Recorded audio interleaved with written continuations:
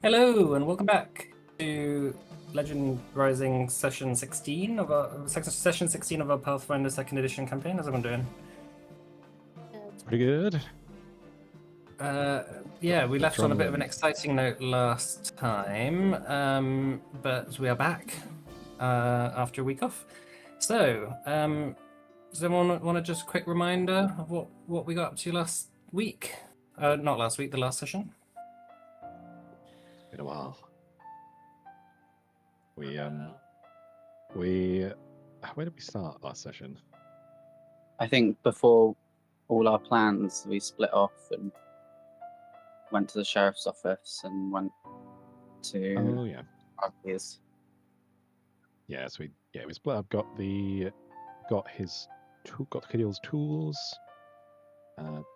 Tried to get Ravi's ring, but Archon was there, so had a bit of an uncomfortable thing with. Yeah, he was tracking it. Well, we found out. Yeah, we had Marius pretending to be Priya. Yep. And was able to escape and found out we were being tracked by the strange device thing as well. And made it back to here, and we had the choice of either the anti-mind control thing or the golem. And then Ravi turned up and was kind of like, "Yeah, I wasn't really betraying you, I promise. But he's on his way here now." And then the waves of enemies began to come. Goblins, and trolls. you've tied Ravi up Yes. and put him in the lab with Cadil, whilst Cadil continues to work on the device. So, so let's just get straight into it, shall we? Mhm. The trolls and the goblins have been making their way over. You hear clanging and hammering coming from the laboratory as Cadil continues to work on the device. If you remember from last session, he gave you a hint, basically, that you'll have to hold on until probably about round 8. That's when his device will be finished. So he is continuing to work on that currently. What round are we on now? We're just coming to the end of round 2. Okay. So, all right. So it's this goblin's turn. He's going to continue to climb up to 15 feet. That's 2 actions. And then he's going to fire a short bow shot over at Marius. You just see a goblin poking his head out. I can't remember if I was shielding last session. It's not showing up on the thing. I think so, because Probably. we didn't have much to do yet. Well, you did just use. I remember last turn you walked up. You used Evil Eye on the That's troll, the one. and then you walked back. So I don't think you did shield last time. Okay. This goblin has just got a 22 to hit you, Marius. That hits. Okay, it's a d6. That is 3 piercing damage as an arrow kind of whizzes by and just sort of scrapes your shoulder. Okay, could be worse. Alright, this goblin is going to climb up 5, 10, 15. That's its turn. This one, 5, 10, 15, and is going to fire a short bow shot at Priya.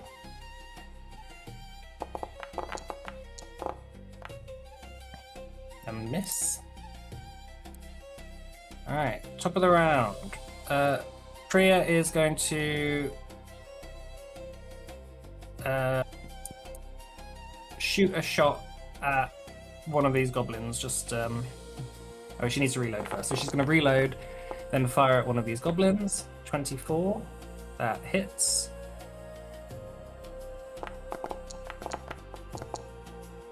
And does 8 damage. And then she's going to reload again. Alright, this goblin is going to come up 15 foot and is going to fire a shot at Bourdain. And is going to miss with an 11. Alright.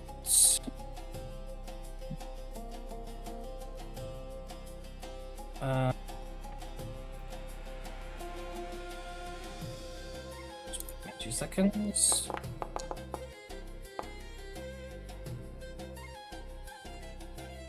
Okay, Wilhelm.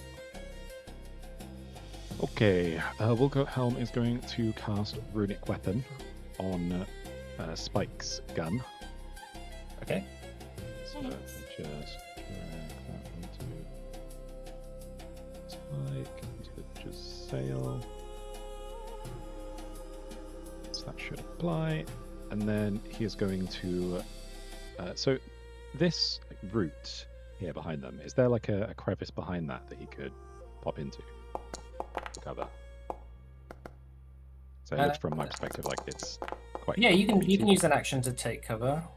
Why are you rolling dice? I am rolling for the next wave of monsters. That's in the way. That's a lot of dice. You can stop now.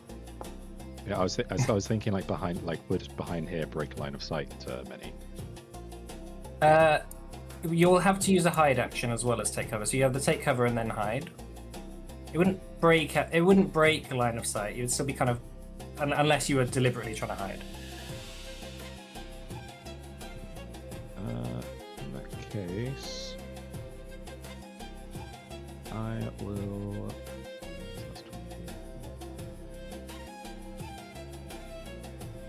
I will not do that. I will just chuck a bit of wood at the troll that we've been focusing down. Okay. That's an elemental blast. I'll do bludgeoning. Oh no, I did not select a target, but that's 27 to hit. 27, that hits. Not quite a crit, almost. Okay, it's the ranged one, so the strength shouldn't actually be applying. Sorry, that should be 8 damage. Oh, okay. So an extra damage. Yes. That's it Okay. for Wilhelm this turn. All right, yeah, you fire out a blast from your staff. It hits the troll, who's looking very hurt now, very injured. As you begin to see the goblins kind of coming over the edge of the cliff, and the trolls ramping up to start attacking you, you see breaking through the tree line a number of hobgoblins.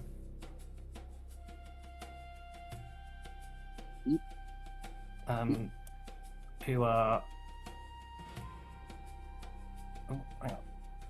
just coming out of the trees. So there's two groups, one over here and then one on the kind of on your flank. Is that your turn, Wilhelm? Yep, that's it. Alright, this hobgoblin is going to stride. 25.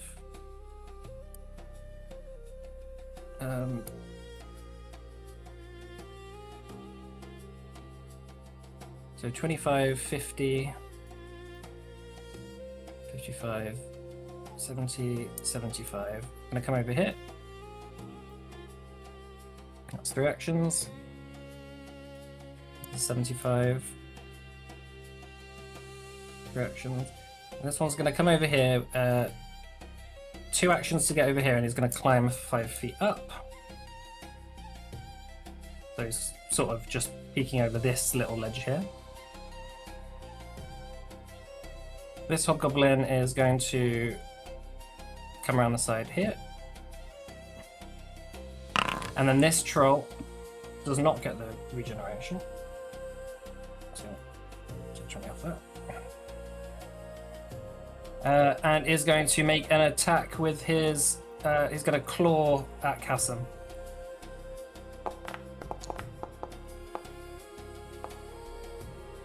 And that's a 16. That missed. That's 7, yeah. And then is going to wheel around, come over here, and it's going to attack Spike.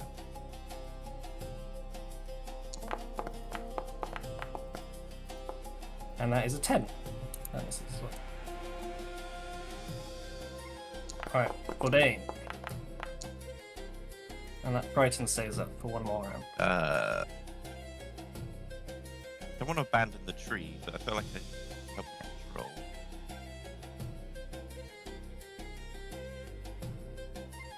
I think I'll probably end up moving the tree anyway. It's not doing much good there. Yeah. Oh, and the troll takes one. Yeah. One acid damage. And they can attack on control. Okay.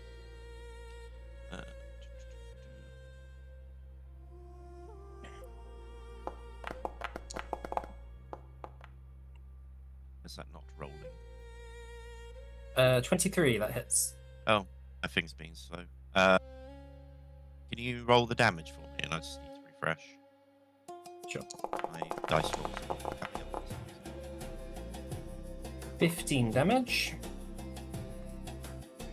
Okay, yeah, that'll be all my actions. Alright, yeah, you charge over at the troll and just clamp your axe deeply into his leg, and he sort of gives it like a kind of sound. Oh. Right, this troll is going to charge over at Wilhelm. And is going to attack with his claw. And that is a natural 1 for a 15. That does not hit. All right, yeah. You sort of just as he lumbers over, his attack just is so big and wide and lumbering that you just sort of just effortlessly dodge out of the way. This hobgoblin soldier is going to start climbing up this way.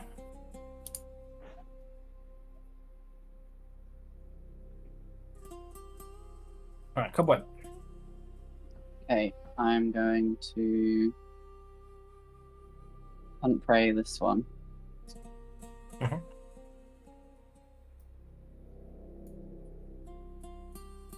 No, but did it actually put it on it? I don't think it does. There you go. I've done it. I'm going to use Hunted Shot. Okay.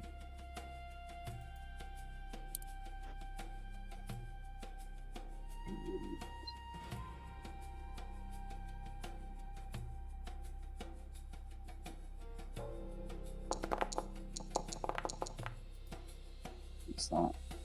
32. That is a crit. Critical hit. That's something. Hang on.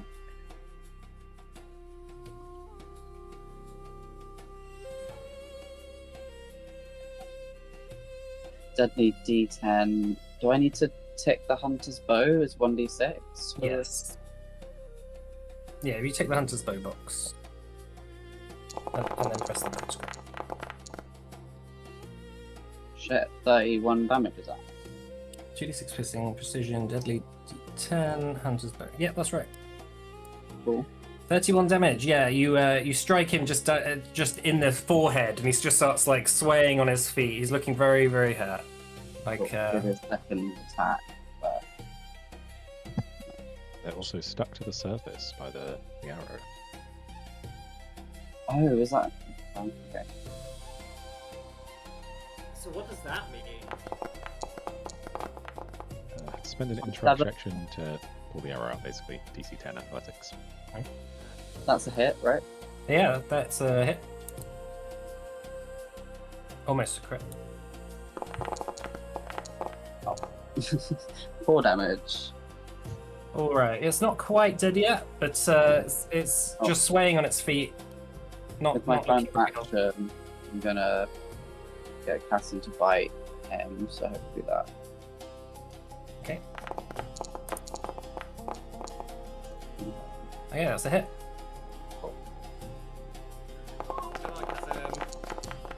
Oh, 10 damage. Yeah, Cassin just starts gnawing into it and finally brings the troll down. Nice. It just lands on the ground with a giant thud. And it has every condition known to man, apparently. Oh my god. Yeah, what? I will leave its body there, just as a testament. It's difficult terrain because it's such a big creature. That's me. All right, Spike. Yes, I did.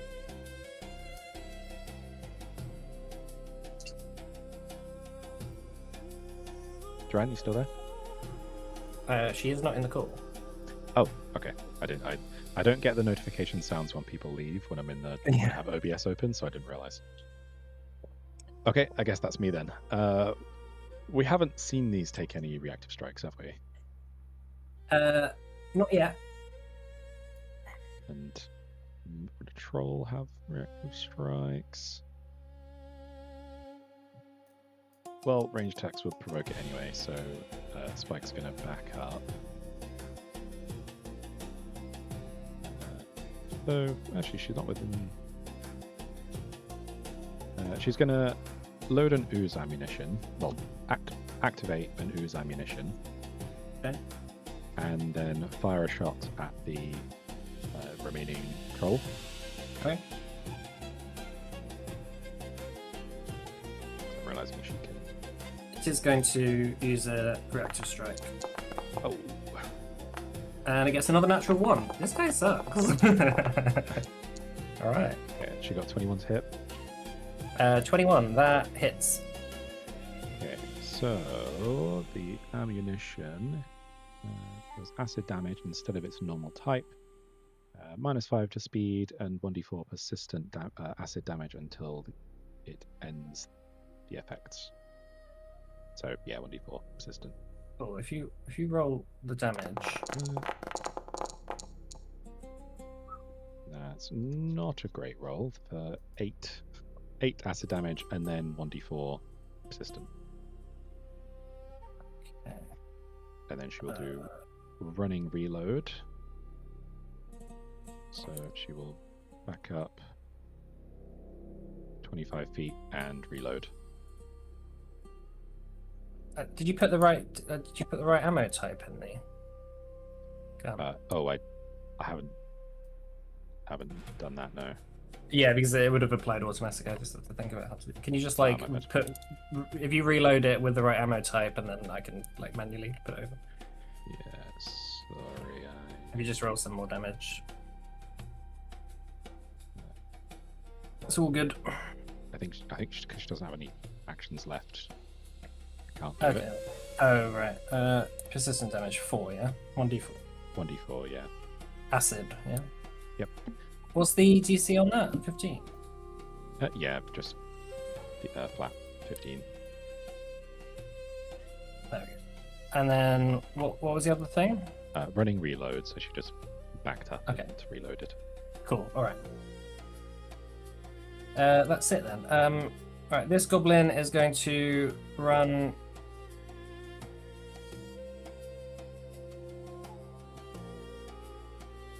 So the goblin is going to run here, 2 actions, and is going to just try and grapple you, Wilhelm, with an athletics check.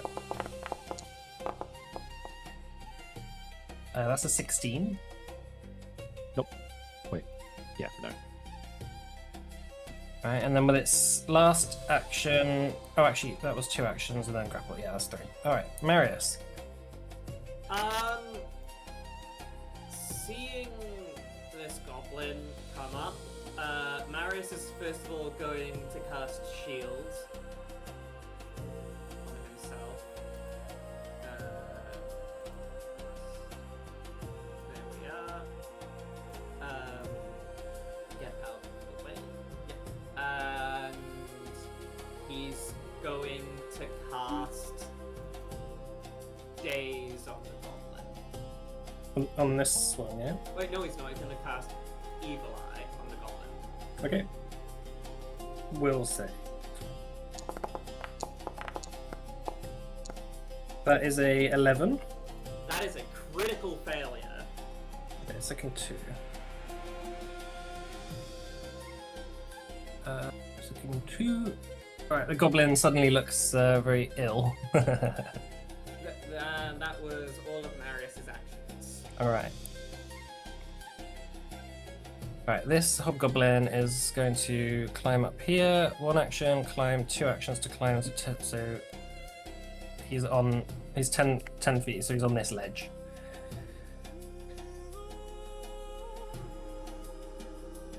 Oh, actually, no, it's only 5 feet that one. So he can move up another action. I can get to that side. Just double checking, actually, yeah. would Familiar of Ongoing Misery have procced on the same turn as when I cast that, or would it be next turn? Yeah, I think you can prolong the second, Okay. but the second doesn't necessarily have a timer on it. So. Alright, that's that goblin. Alright, Kadil is continuing to work on his thing. Alright, this goblin is going to run up here and is going to swing at Vordain. That's a 27. Yeah, that'll hit.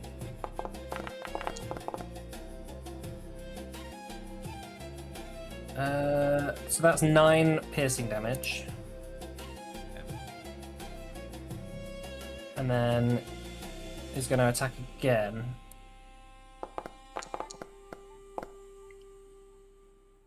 Oh, actually, no, he needs to swap weapons. Yeah, that's fine. Okay. Alright, this hobgoblin is going to do the same. 5 feet of climbing and 2 actions to move. Yeah, you see Priya kind of pointing over to the side. Looks like they're trying to flank us. And then this hobgoblin is going to run 75 feet up this way. Alright, this goblin is going to fire a short bow at Spike. Is that 60 feet? Yeah, it's just 60 feet. Natural 20 for a 28. That'll do it. Critical hit, yeah. Yep. Ooh, that's 14 piercing damage. Is going to move up slightly with one action and is going to fire a short bow shot at Marius. My razor shield would have happened alongside casting a shield. Okay. It did just get 2 natural 20s in a row. I will show that in the chat. It's 23. There's a natural 20 for 23. Okay.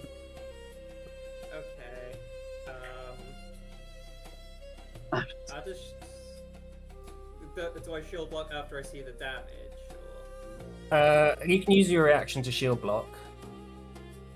So what would that? Your AC is 22. Using shield brings that what to 24? Yeah, so that will make it. If you use. I think it's an AC bonus of 1. Oh, is it just 1? Oh wait, no. Heightened third. This shield just happens. Oh wait, no, that's just happens 10. Doesn't increase AC. Oh yeah. Oh yeah. So yeah, you can use it to reduce some of the damage, but it will still be a crit, I think. Okay. All right. So rolling dice. That's 5 piercing damage that time. Okay. On the crit. I think I'll just take it, if that's alright.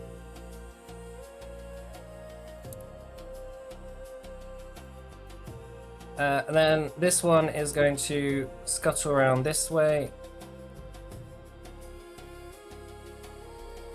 And with its last action, it's going to attack Wilhelm. The horse chopper. That's 13 to hit. That misses. Alright, top of the round. Priya is going to...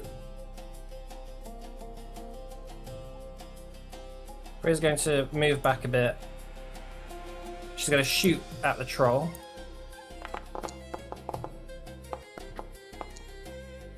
Oh, and she gets a natural 20. Right, well, natural 20 for 35. Another crit. That's 34 damage. Oops. And then I guess she's gonna use Lay Down the Law then. The sheriff yells a command at a creature they hit. The target must succeed at a will save or spend the first action on its next turn If it crit fails, blah blah blah. Okay. I'm so glad we didn't kill her. At the moment. Yeah. Currently, until Archon comes around and turns her against us, and we have to murder her. So it fails. So it needs. So she says, "Drop your weapon." so she, It's so quite funny imagining a troll obeying the law. Get stop in the name of the law. I don't know what the law is. All right, this goblin is gonna run up to you, Marius. It's gonna walk. Oh, come on, dude. It's running past Vordain, so you do get a reactive strike if you want, Vordain. Oh yeah.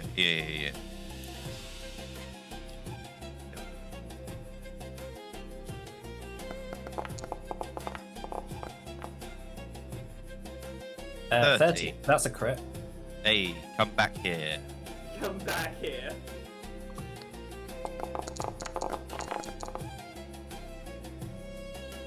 Uh, 20. You just kill the goblin instantly. Just clothesline decapitation. Yeah, it's like as you're sort of sparring with this goblin in front of you, you see the other one running past, heading towards your backline, and you just put out your axe, and it just decapitates itself, running at you. The lower body is still running towards me in full. Viscera keeps going, splatters Marius. Colours it.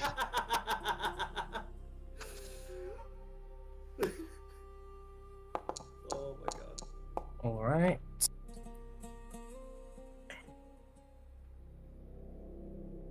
Okay, Wilhelm.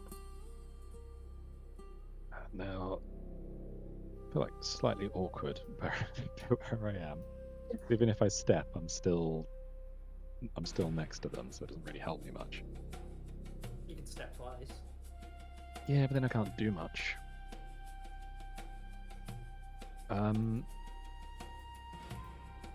They're only goblins. I'm gonna run.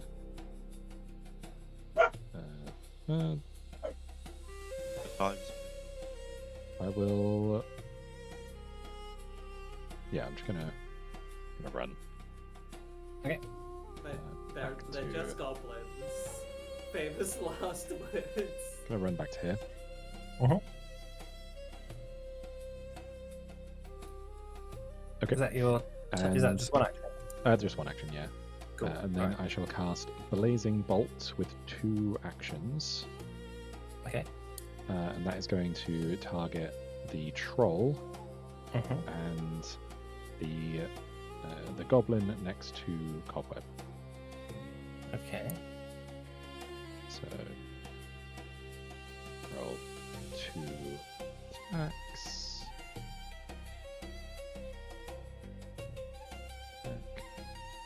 To the troll. 23 to hit. 23 hits. Okay. That is 14 fire damage. 14. And the next one is a crit. Sick Okay. animation. So double this. 12. 12 fire damage. Okay, 12 fire damage, but it also is weak to fire, so. Oh, sorry, It that is was taking on the goblin. The 14 was on the troll. The 6 was on the goblin. Okay. So this is the 12. The 12 is on the goblin. Yes. Right, that one's dead. Cool. That's it for me. All right. This hobgoblin is going to climb 5 foot, climb 10 foot, and climb 15 foot. And you notice that he's kind of just like perched on this branch with his short bow out, getting ready to line up a shot for next round. This hobgoblin is going to run and then climb 2, so it's 10 feet up.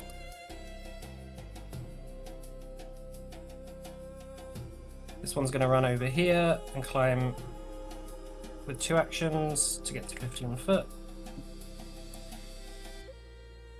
This one is coming over here and is going to climb 5 and then 10 foot.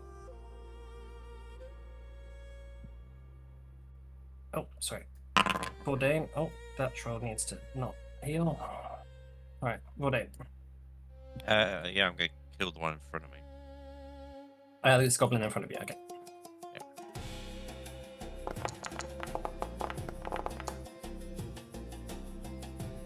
Still a hit. 17, that's a hit.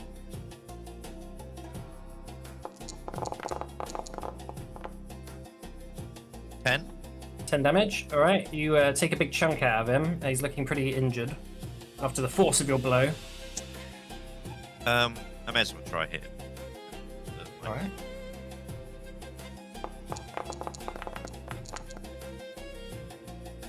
So that'd be 20. That's a crit, yeah. Obliterate. Alright, that's a bit of an 32. overkill, but that goblin is... it's not really a goblin, mate. It's just a pile of goo. I'm going to use my last action to move over here to get in front of the... that goblin's in the way, but yeah, I want to get in front of the troll. Okay. Oh, yeah. Just move that dead body there.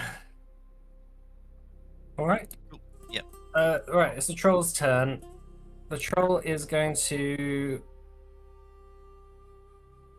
attack. I guess it's going to attack you with the claw attack. It doesn't have reach. So.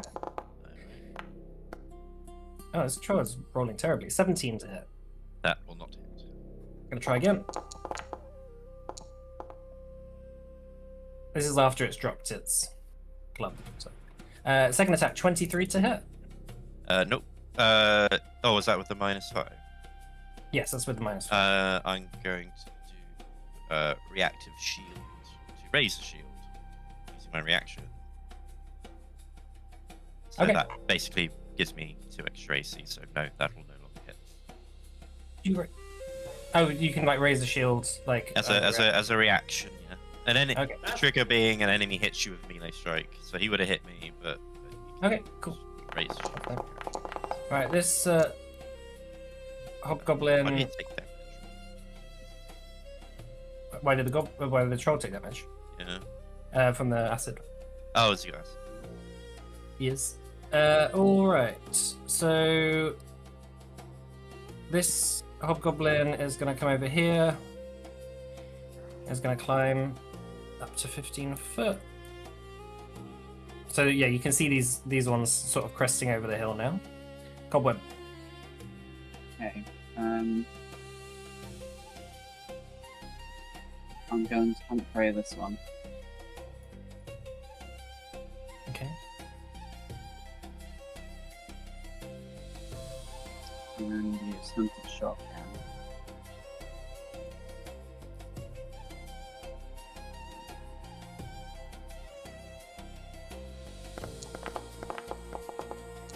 Hmm. 31. 31's a crit.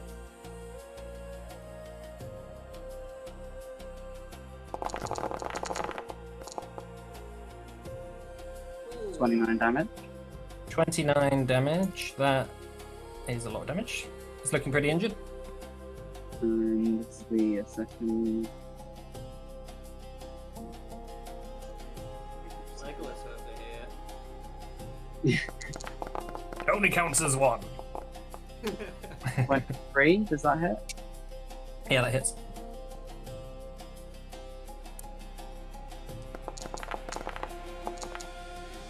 Five. Okay, cool. 5 damage. And then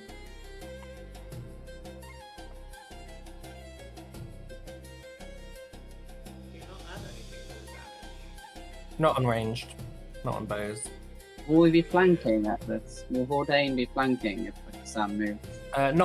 Not there. Kelson could move here.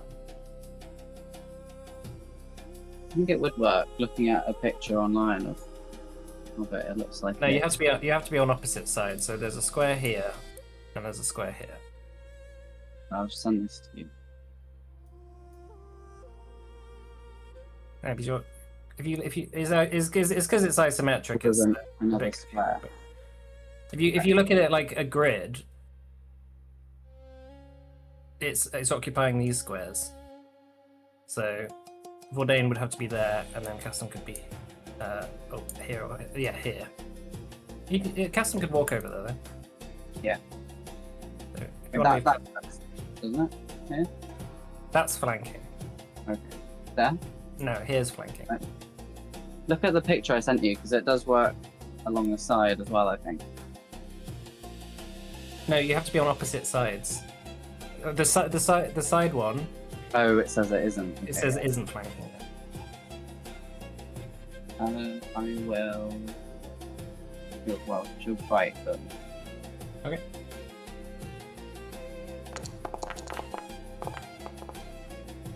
Uh, 23. That hits.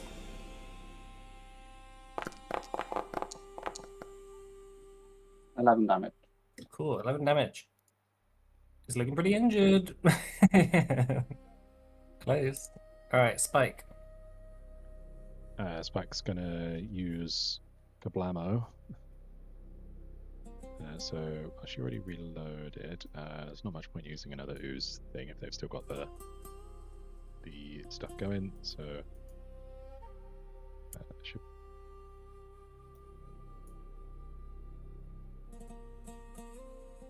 So let's just target that troll again. Mhm. Fire a shot.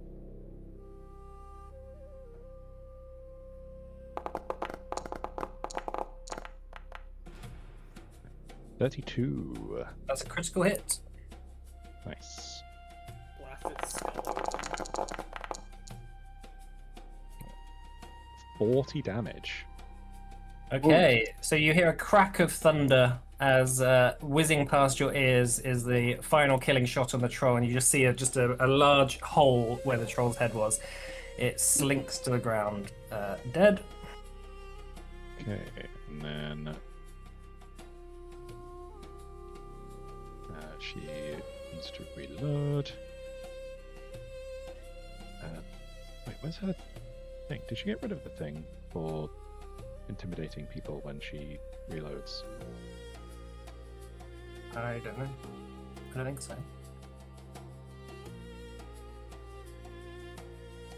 It's Raconteur's reload, so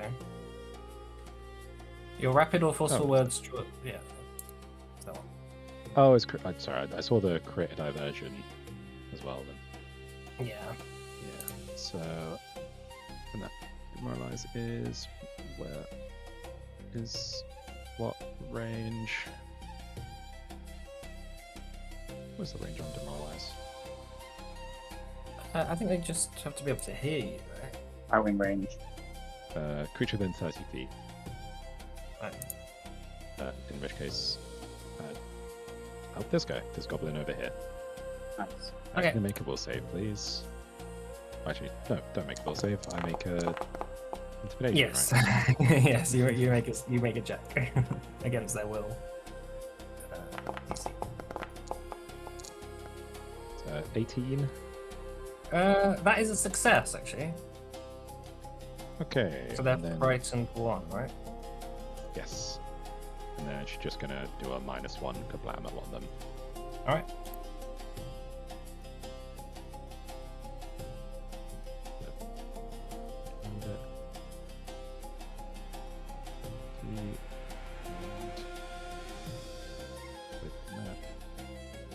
Things.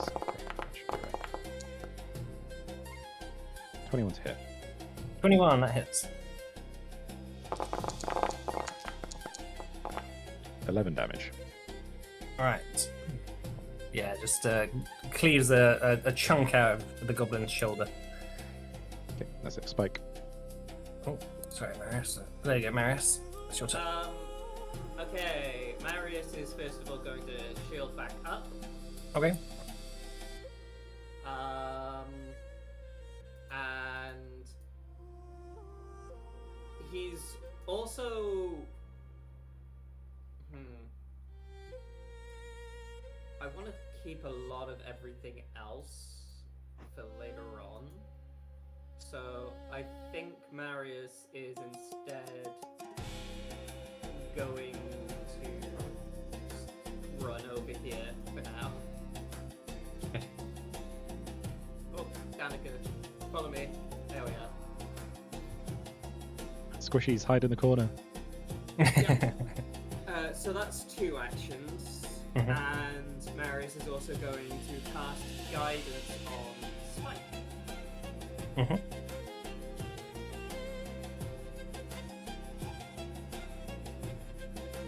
Alright, that's your turn, yeah? Yep. Alright. This hobgoblin is going to climb up to 15 foot. And then is going to fire a shot, 120 foot range increment, at Wilhelm.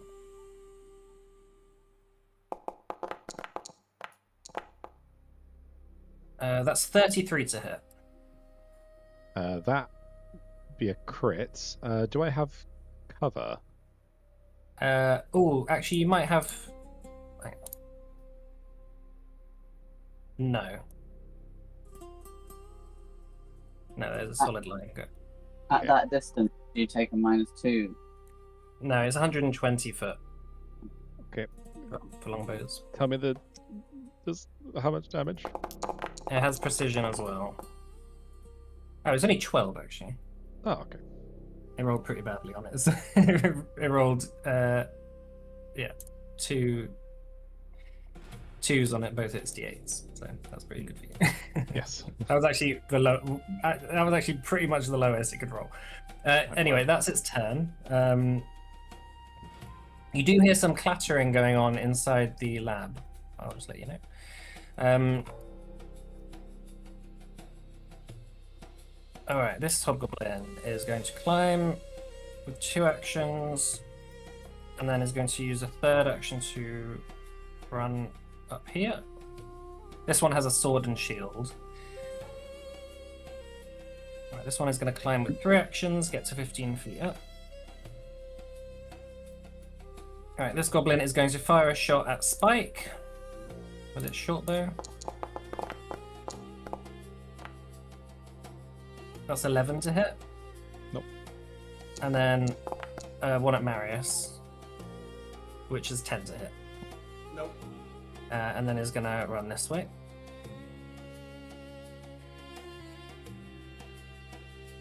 And this goblin is going to come up and, with 1 action, run over here. Did that run And is going to do... past Bourdain? I don't think... no, well, it's 5 feet. There's a square here, it was here. So Isn't there a it's tree? root. Yeah, that's passable then. Actually, yeah, no, it will have gone past Bourdain. Yeah. Cool. But you can make a reactive strike if you'd like, Bourdain. Yeah. I shall. I swear to God, if you crit again. Oh, Alright, we'll crit again. It's like, as a dwarf, I know how to deal with goblins. Put out your weapon and they will run into them. Racism guides me. 34. 34, the goblin is dead. I like to think I killed him exactly the same way as the previous. yeah. As he runs by, you just let head him. Never learn. You begin to hear a rustling in the trees. Oh. And the beating of wings. Oh no. Priya is going to fire a shot. He's going to reload, fire a shot at the this hobgoblin, and hit. And do 8 damage. Oh, actually, she reloaded last round, so fire a shot. She's going to reload, and then she's actually just going to fall back over here.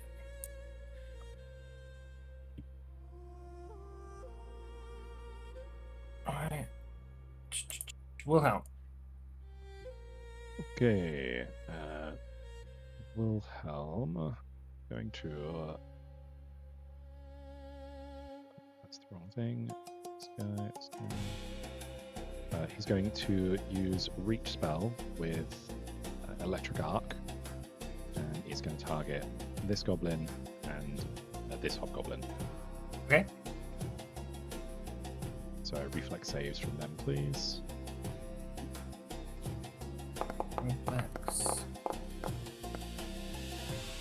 That's a natural 1 on the goblin. And then 23 for the hobgoblin soldier. Okay, so yeah, it's DC 21. Okay, so half damage on the hobgoblin, but double damage on the goblin. So that's going to be 3d4 plus 4.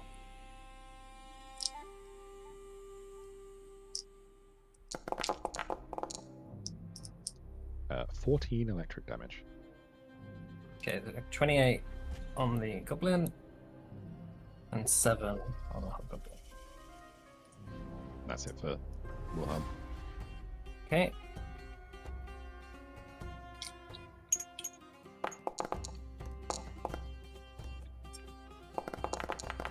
Alright, is that your turn then? Yep. Alright, this hobgoblin. Who's he got line of sight of here?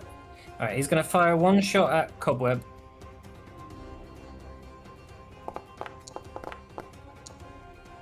That is a 30 to hit. Yeah, that hits. Not crit though. That's 9 piercing damage.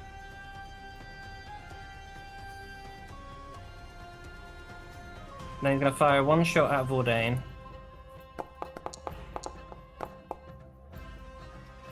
And that's going to be an 11. And he's going to fire a 3rd shot at Priya. And that's going to miss as well. Yeah, so it's just 9 damage to you, Cobweb. Cool. Alright, this hobgoblin is coming up here. 1 action to get to the top of this ledge. It's going to fire a shot at Priya.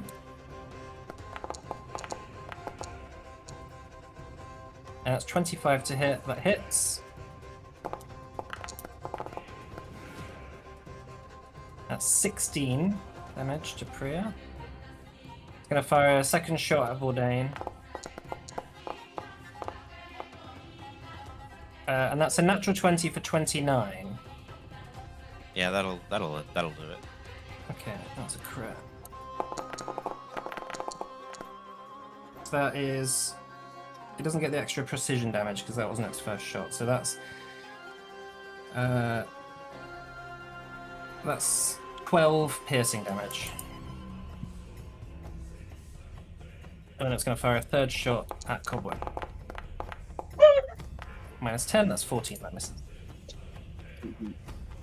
Alright, this one is going to run up here. It's going to fire a shot at Wilhelm.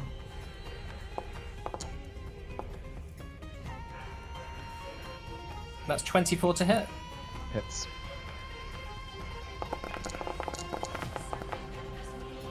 That's 13 damage. Okay. And then it's going to fire a shot at Spike. I'll be right back. That's 2. That's 11 to hit. No, that misses. Alright, this hobgoblin is going to run. It's going to climb to 15 foot. It's going to run over here, 2 actions, and that's its turn. Alright, Vordain. Okay. Guess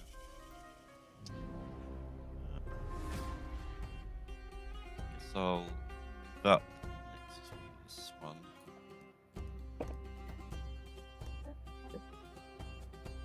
So I'll do a little attack. Okay.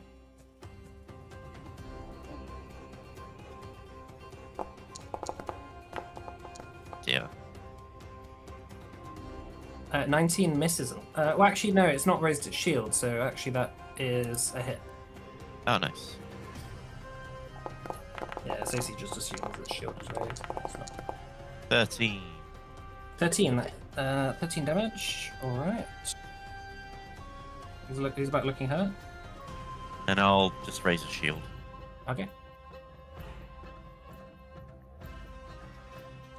Right, this hobgoblin is going to run 65 foot over here. That's 3 actions. Oh, fuck. Cobweb. I think Orion said he's going Oh. to sort something out. I think it might be in the 12. I'm back, sorry. Oh, it's alright. It's your turn. Yeah, okay. Who is this guy being attacked? Not yet. He's just run up. And he's clearly open prayer. If This one's been attacked there. He's looking at. If Kassam was like here, That'd be flanking it. what, with me or with just all day? With Ordain, yeah. I don't know how it would work with Raven. Yeah, by default, you can't flank with ranged. I don't know if there's any special feats to do it. Yeah.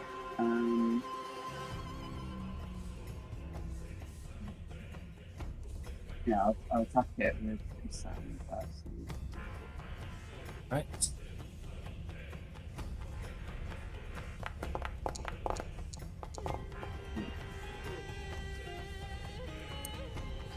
Uh, 17. That misses. Oh, actually no. It doesn't have its shield. Yeah, it doesn't have its shield raised, and it isn't, and it's flanked. So that actually does hit. Yeah. Cool, thank you.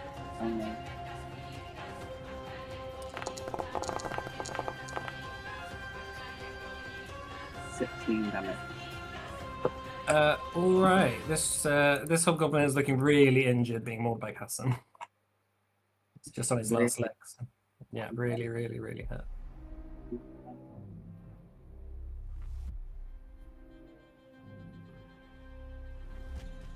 Yeah, this one hasn't been attacked, and it's one next Priya hasn't been attacked yet. Yeah. I'll hunt prey that one.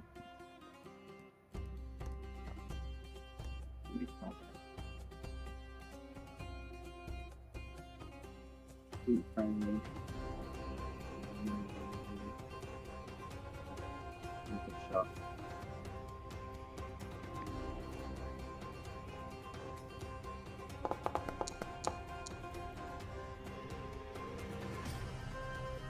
Okay, 26. 26. That is a hit. Which one are you hit? The one by Priya? Yeah. Okay.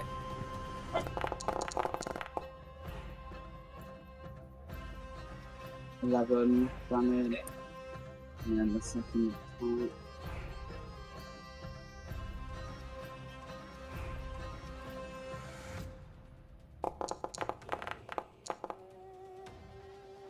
Six again.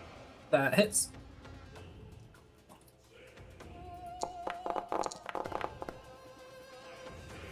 Eight damage. Okay, it's looking hurt. So that's me. All right, Spike. Okay, so that same hobgoblin soldier, she is gonna reload and shout, "Your armor makes you look fat." Jesus course. Christ! Even when Joanne isn't here. And then she is, she's gonna get to blast. Is that supposed to be an intimidation or something? Sorry, yeah. So will save. Wait, no, not will save. He needs to do the check. Yeah. Yeah.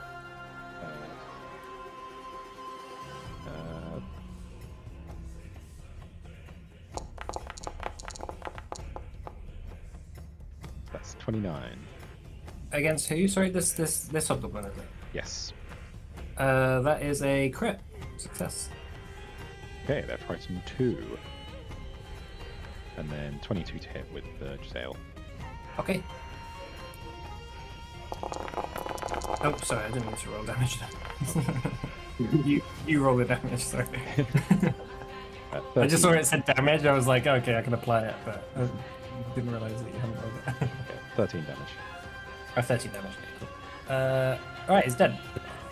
Cool. And then there's no others within range, so it's just gonna do running reload and just step to here. Okay. Actually, quickly reload the guns. Wilhelm's like cowering behind Spike, like, protect me. That's I'm it, just Spike. a wizard. All right, Marius. All right. Having like been around the area, if Marius was to come around here, would he be able to get like a look into the lab, see if things are going okay? Yeah, if you head over to the door, you can do a perception check. Okay. Alternatively, Marius is just going to message Kadil and hang on, because that has a range of 120 feet. And ask him, how are things in there? Okay, That's you, an action. you have to wait until his turn for a reply. But... Okay. So that's one action, and then I'm going to cast. I'm going to re-up shield, and guidance Wilhelm.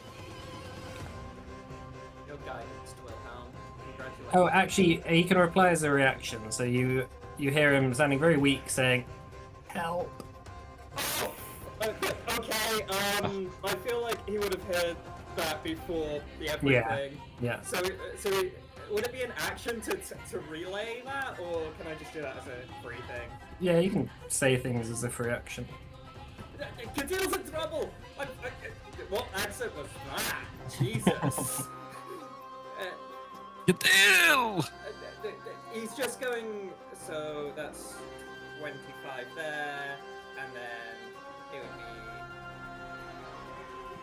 and then he's running 25 feet into the thing, seeing if he can figure out what's going on. Okay, so you see,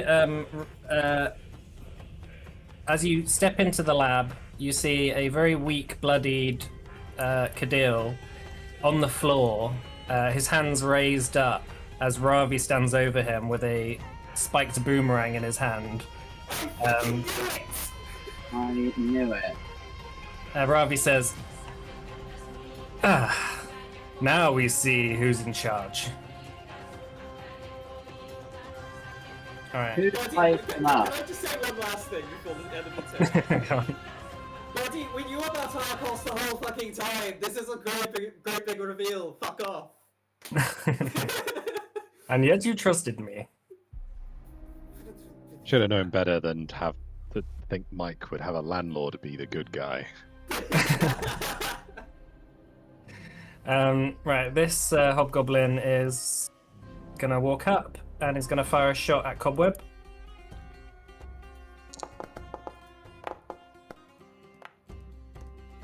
Oh my god, these guys are getting crazy amounts of natural 20s. That's a 34, natural 20 for 34.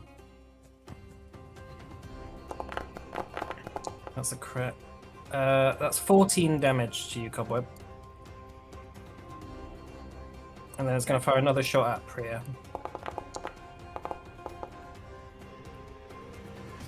That's 23 on Priya. That is a miss. And that's his turn. Oh,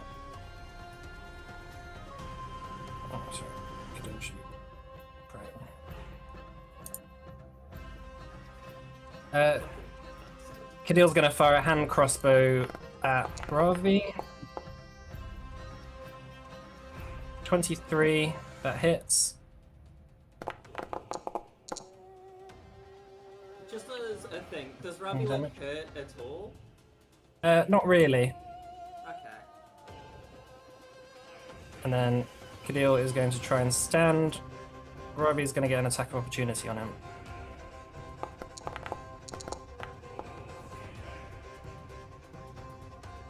And Ravi hits.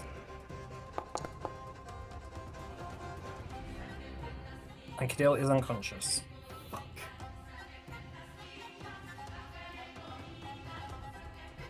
Ravi sort of stretches his back out and looks over at you. It'll all be over soon. You can give me Sunfang and I'll let you go. this soldier is going to run up here. That's 2 actions and is going to attack Spike with a longsword. Oh my god. That's a natural 20 for a 30 to hit. Well, that'll do it. I have been rolling insane amount of natural 20s. That's 22 slashing damage. And that's his turn. This one is going to come here and flank Kasim with a step, and then is going to attack with the longsword. That's 23 to hit on Kasim. I think that hits, doesn't it? Yeah, it does. That's 11 damage to Kasim. I'll just add that onto Kasim's sheet. And then it's going to attack again. And that is another 23 with the multiple attack penalty. That hits.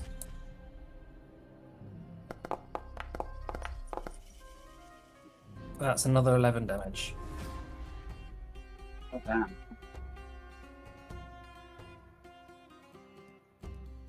And now you see breaking through the clouds, Archon on his wyvern.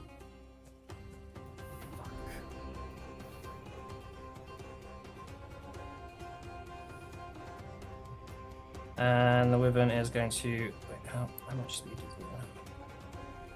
60, so 180. It's flying up in the air, it's going to fly over here. So it's done. Priya looks up and says, "Wait, that's Archon? That's... Why didn't you tell me?" What do She's you gonna mean? fire a shot. I thought you knew. I haven't seen... Not since I regained my memories. She says, that's Ravi's best friend. Right, They used to live together. You're gonna fire over at the wyvern with her pistol.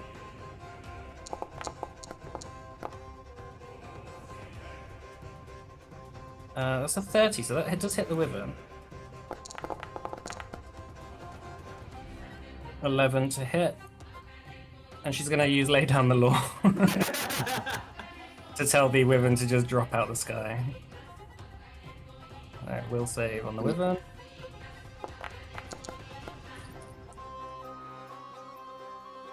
And she actually succeeds. Oh, thank fuck. The wyvern got a 23 on its save, and it needed a 24. Well, amazing. So they will fall 25 feet next round. And then Priya's gonna fall back over here. Ravi, with his, you see in his hand a sort of curved bladed boomerang with sort of razor spikes at each end. He says, "So what will it be, Marius? I'll let you leave." And he's going to throw a boomerang at you. That's 30 to hit. Yeah, that hits. I think I'm going to shield block it. Okay. So that's 7. Oh no, so that's 5 bludgeoning damage Okay. and then 2 persistent bleed. Okay, so I should be able to block 5. So when it says heightened third, is that if I can cast third level spells? Or... It's a cantrip, isn't it? So It auto heightens, so yeah, Yeah. it would just be Yeah. the third level one. Okay, the shield has hardness 10. okay, so you does the bleed still go through? How does that work? Shield. Maybe not if it's not hitting him at all. Right? Yeah, if it's like you hit and deal damage, then Yeah, I'll say that stops the bleed as well. So you sort of like, as he throws the boomerang over at you, you kind of just raise up a arcane shield and it sort of bounces off and sort of returns back to his hand. He says, your friends might need you soon. See if I can keep you here any longer. He's going to fire another shot at you with a -5. That's 17 to hit. That doesn't hit. Okay, and then it returns back to him. And then he's going to use... Actually, that's... And then he's just going to use an intimidation to try and demoralize you. Okay, what is that against? So it's against your will DC. It's against your will DC. So he got a 19. I think yours is 21. So I think that's fair. Yeah, that's fair. All right, Wilhelm. Okay, so with my fresh produce, Mhm.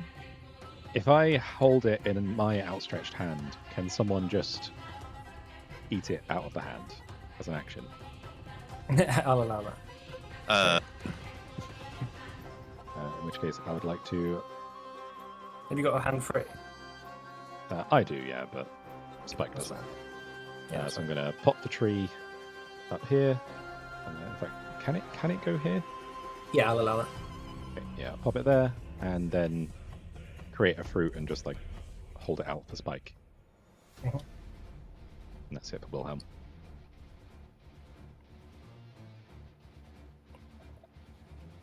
Okay. This hobgoblin is going to fire a shot at Vordain.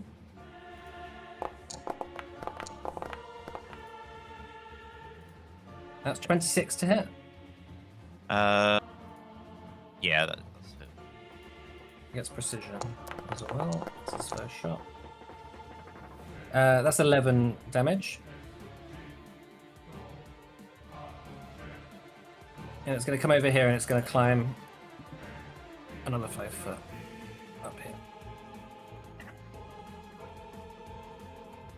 This hobgoblin is going to fire a shot at Kassam.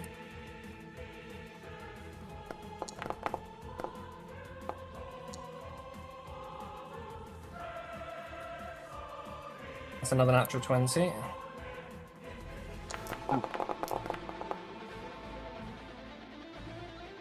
That's 30 damage to Kassam. Oh, Awesome. Yeah, Yeah. so we'll say that Kassam retreats into the woods. If you find some way of healing him, he can come back. Okay. So he yelps and just sort of scurries off. This hobgoblin is going to run over here, and it's going to run over here.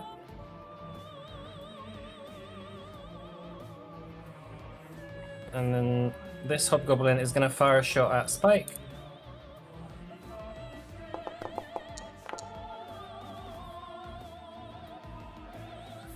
That's 21 to hit. That doesn't hit. Okay, I was going to fire a shot at you, Wilhelm, Okay. with a -5. 24 to hit. That hits.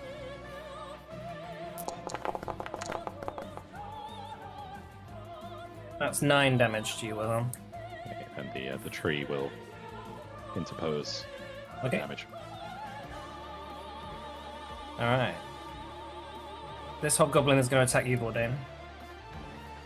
Okay. Are there two on that same tile? Who? Where?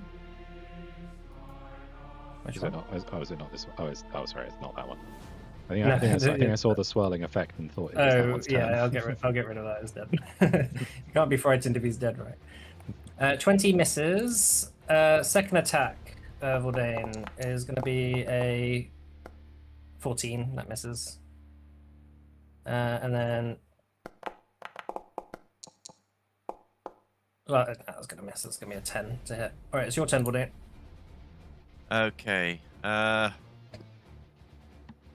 I've got the big sword.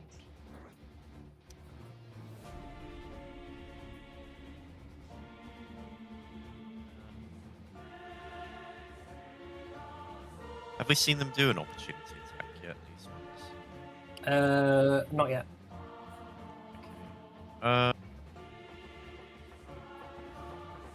I will just step back.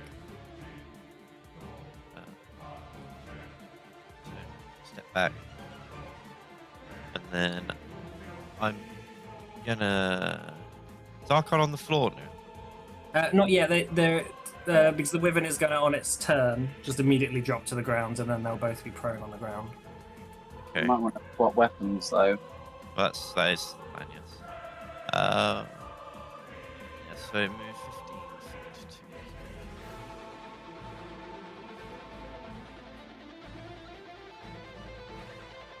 to... Yeah, I'm going to change to Sunfang. Okay. So you take out the ginormous blade of Sunfang, which, as you grip it in your hands, it just sort of immediately begins to glow red, almost like a blade fresh from the forge, as like wisps of fire begin to sort of spread out of it, and holy beams of light. It's time to bring it on. That's your turn, yeah? Shouts. All right, Cobweb.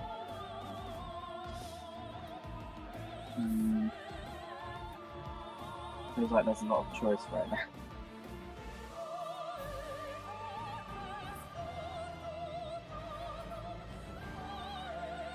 I feel like I'm closer to Archon, but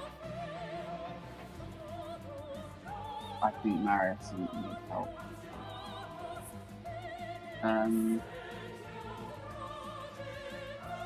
Is that, when I look at it and it says 50 feet away, is that including the height?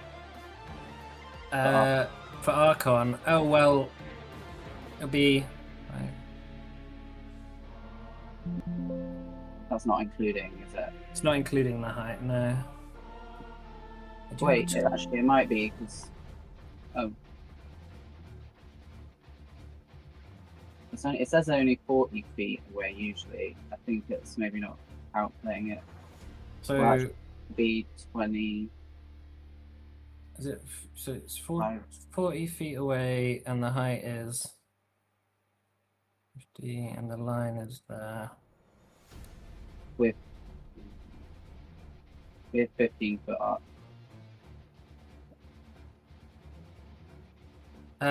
I'll say you're in range Okay. if you want to shoot. I'll hunt prey Archon. Okay.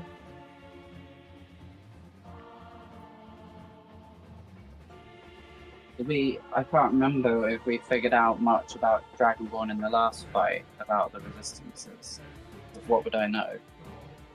As far as you're aware, he's not particularly special in terms of like certain resistances and stuff. Okay. It's kind of like any other mortal in that regard.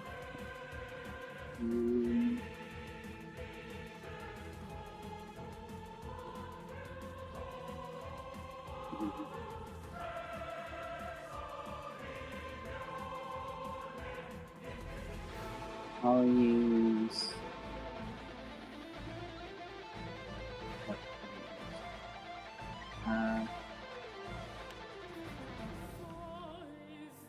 I'll use Hunter's Aim.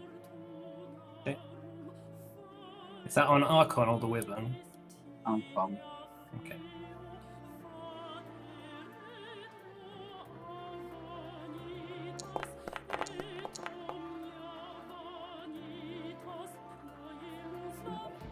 $24.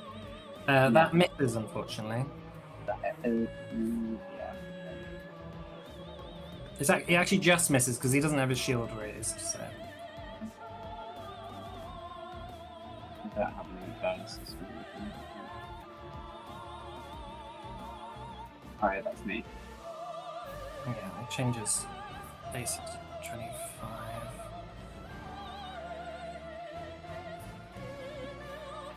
Okay, that's your turn then, is it? Spike. Okay, so Spike will devise a stratagem on the Wyvern. Mm-hmm. So let's roll that. 20 reaction. That's 9. I'll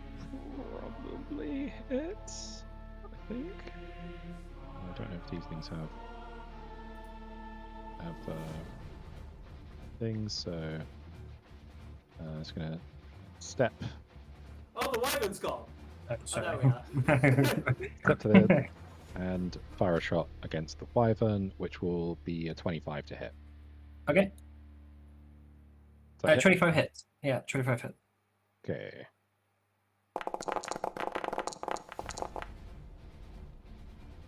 That's 16 damage. All right, 16 damage. And did you step back as Oh. well? sorry. Yes. Did also want to eat the thing as well, and then Yeah, that's fine. The this thing is going to use a reactive strike. That's going to miss. even though it's a step. Oh, sorry. You did step. Okay. Sorry, that was you didn't. Okay. Can save that miss for the next one, maybe. All right. And yeah, she'll eat the thing. Mhm. So that is how much?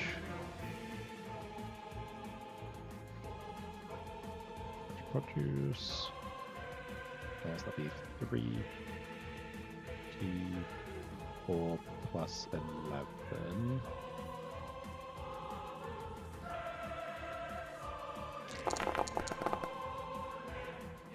Oh, 19.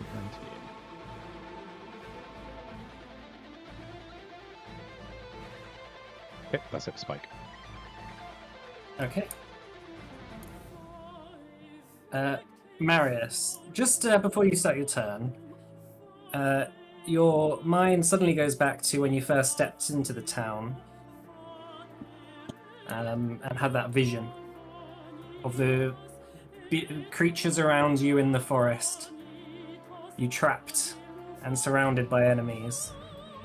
And the vision of the Wielden walking up to you and putting something in your stomach. You suddenly feel like your stomach is, well, let's just say butterflies in your stomach. As you realize this was some sort of vision of the future. What do you want to do?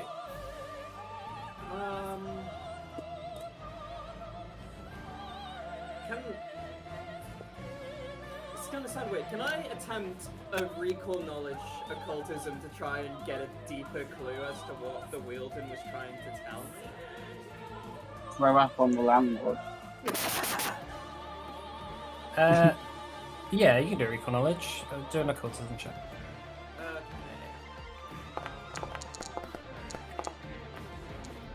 That is a 28.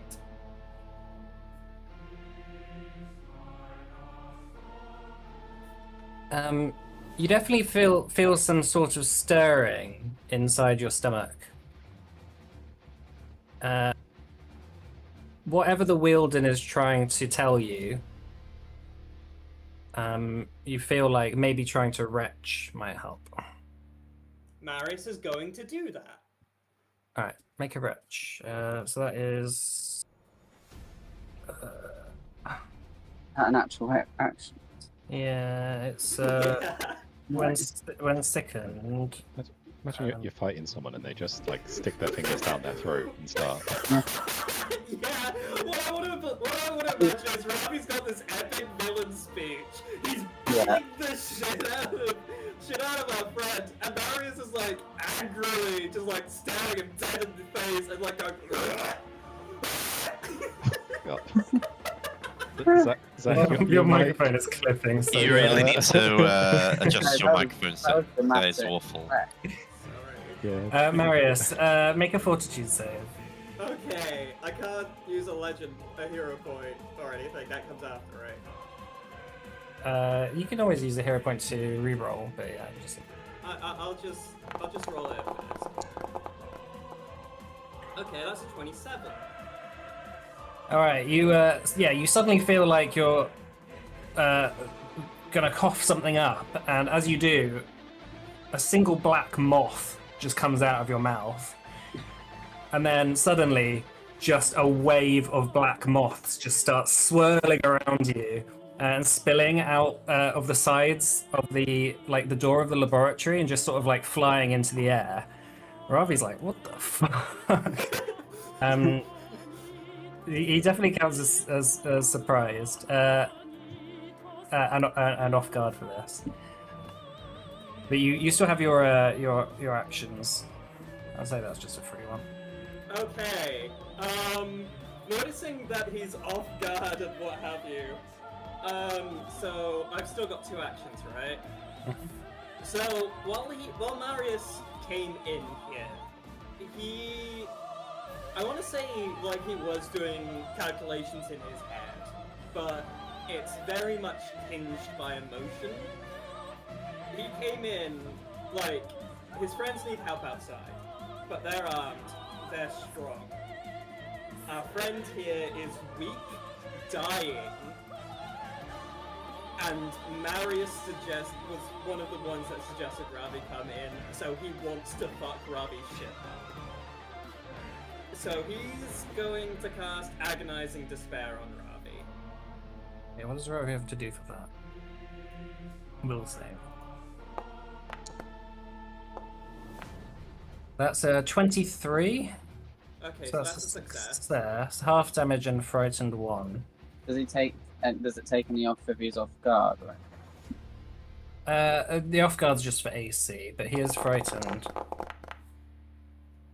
Okay, so he takes half of that, Jesus. But he is frightened 1, and I feel like as Marius is casting the spell, his eyes go glossy. There appears to be a silhouette of some kind of mask on his face. Mm-hmm. I will launch your fucking sleep, coward! And that's Okay. me. Alright, Ravi says, you can't win. Surrender Sunfang to me. I'll let you go. This hobgoblin is going to walk up and it's going to walk up over here and is going to fire a shot at Vordain.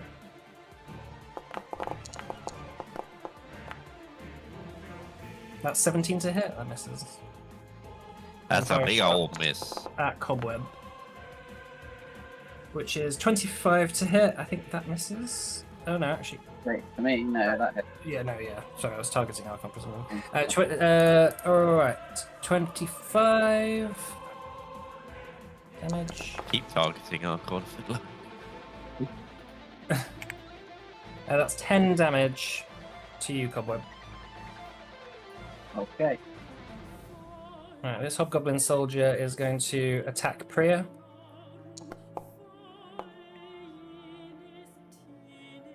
$24 to hit. That hits. That's 12 damage to Priya. Then it's going to step up here and is going to attack Wilhelm with a -5. And that's going to be a 9 to hit. Nope. Alright, this Hobgoblin is going to... 2 actions, going to run over to Cobweb and then attack Cobweb with 1 action.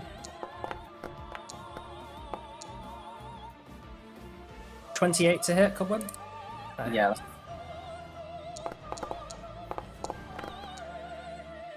That's 11 damage. Okay. And that's its turn. Right, top of the round. The Wyvern, being shot by Priya before, just tumbles to the ground with Archon on its back. Oh. So they take 12 damage each.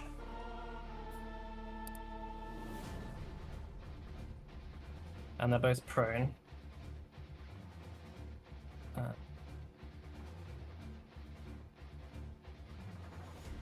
And Archon kind of just goes like flying a little bit as they just land on the ground. The Wyvern's going to stand up and roar. Right. Yeah, Vordain, can you make a? It's gonna. It's gonna make an intimidation check. That is a 24 against your Fortitude DC. Sorry, your Will DC. So your Will DC is 20, I think. So that's a success. So your frightened 2. Yeah. The demoralize. And then Archon is also going to stand up. That's an action. He's going to take out his sword, his draconic blade, and hold it 2 hands. The shield is kind of just scattered off into the distance. And then he's Sorry, just. I just want to mention I have bravery, so I should have that reduced to 1. Okay, that's cool. That's fine. And Archon plunges his sword into the ground and just stands there. He's not particularly doing anything. Priya is going to. Oh, Priya needs to now make a will save. Oh, which she succeeds at. Oh, thank fuck. She says, perhaps that dispel magic did help me out. She's going to try and fire a shot at Archon.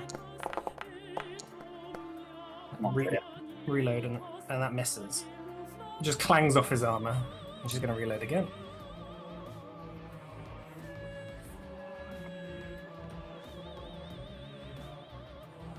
Ravi says, stand down! I don't want to have to kill you all!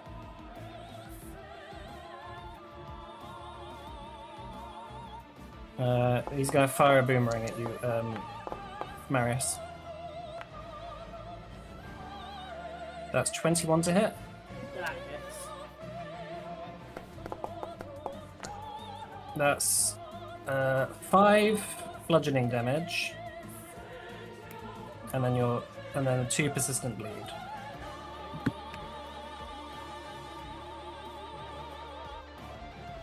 And then boomerang returns to him. He's going to use exploit vulnerability. Esoteric lore check.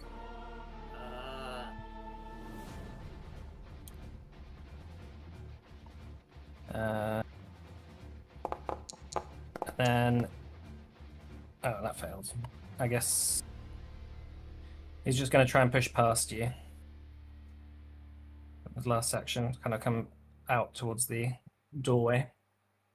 He says, "Everyone, stop! Stop! Stop!" Wilhelm.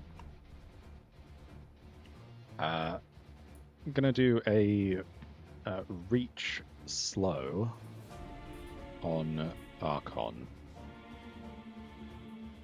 Okay. So can you please make a fortitude saving throw? All right, I'll just do this in the open. Fortitude, yeah. Yep.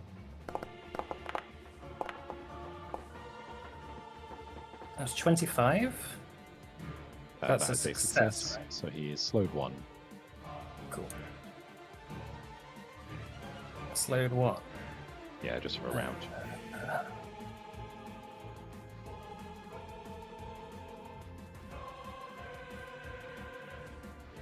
All right.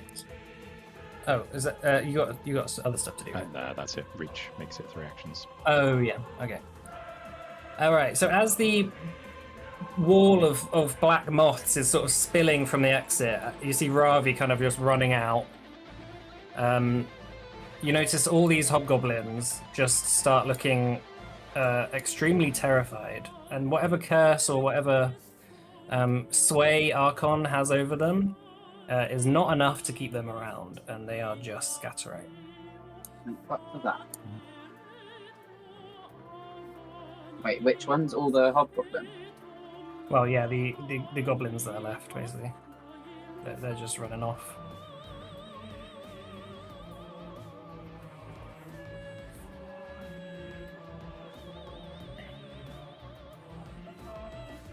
They're just going for the trees, whatever way they can go. All right, Vordain.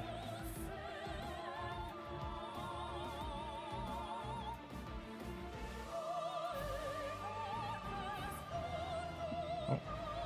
Is he muted? Yeah, no, I'm not muted. I'm thinking. Okay, I'm gonna move to here, past the elbow. Okay. That was The 2 Wyvern's going to use a reactive strike. I forgot they could do that. which is a... Yeah, it's going to use its stinger. Oh. That's 32 to hit. Yeah. Yeah. That's a crit, I think. Yeah. That's 16 piercing damage. Ow. And can you make a fortitude saving throw, please?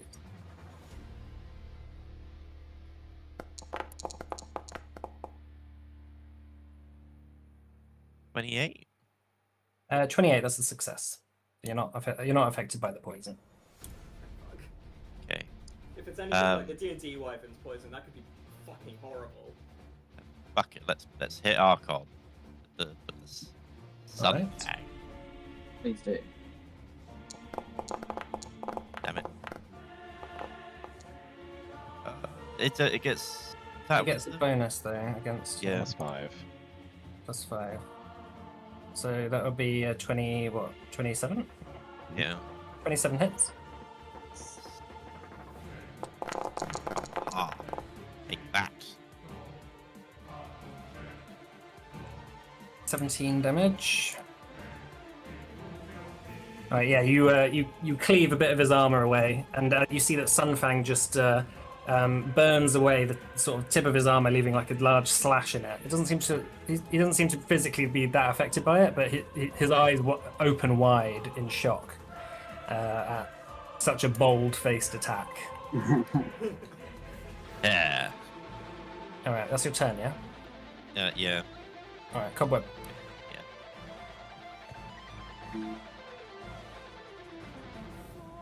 Can I, if I'm diagonal to Bourdain, is that like, can I use battle medicine? Yeah, that's fine. Two. Is this goblin's turn It's not been his turn yet, so we can't run away. here? Oh, right, okay. Actually, will this guy react to me, or is he already? They're looking quite distracted at the moment. So, maybe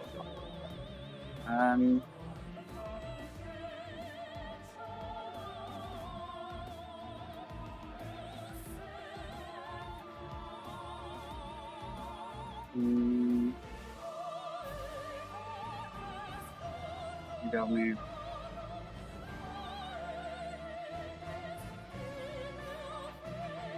Yeah, I'll move here, and then.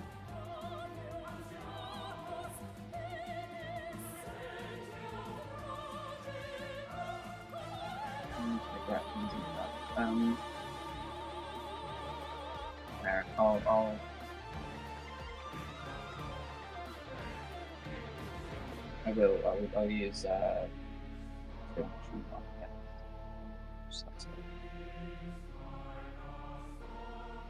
forgot to tip the hunter name box last time. I applied it to our comment. Rolls. Can I hero point that? Yeah, if you want. I do kind of want.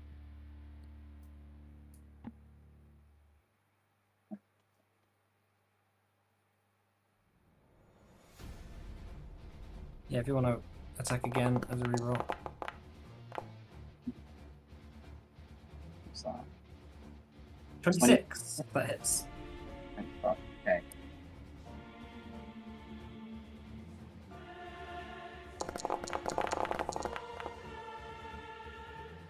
Damage. Great. That's yeah. Well, you've got another. Don't you have another? So you Attack? do action one. Oh, use a 2 action. Oh, yeah. That's fine. Alright, in that case, it's Spike's turn. Okay, Spike is going to do a devise a stratagem on Archon. Mhm. So let's see what that is. That's a natural 1, so she's not going to attack Archon. Okay. What she is, however, going to do is use battle medicine on Wilhelm. So let's get up the thing, treat wounds, because never actually had a character with her, so I don't know it. And her medicine is +8, so probably not worth going for the expert one. Just going to go for the trained one. Oh.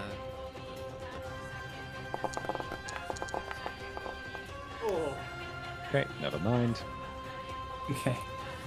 She is going to reload. Ravi is not in range for that, so no point. And then she's going to just fire at the wyvern. Okay. That's the target.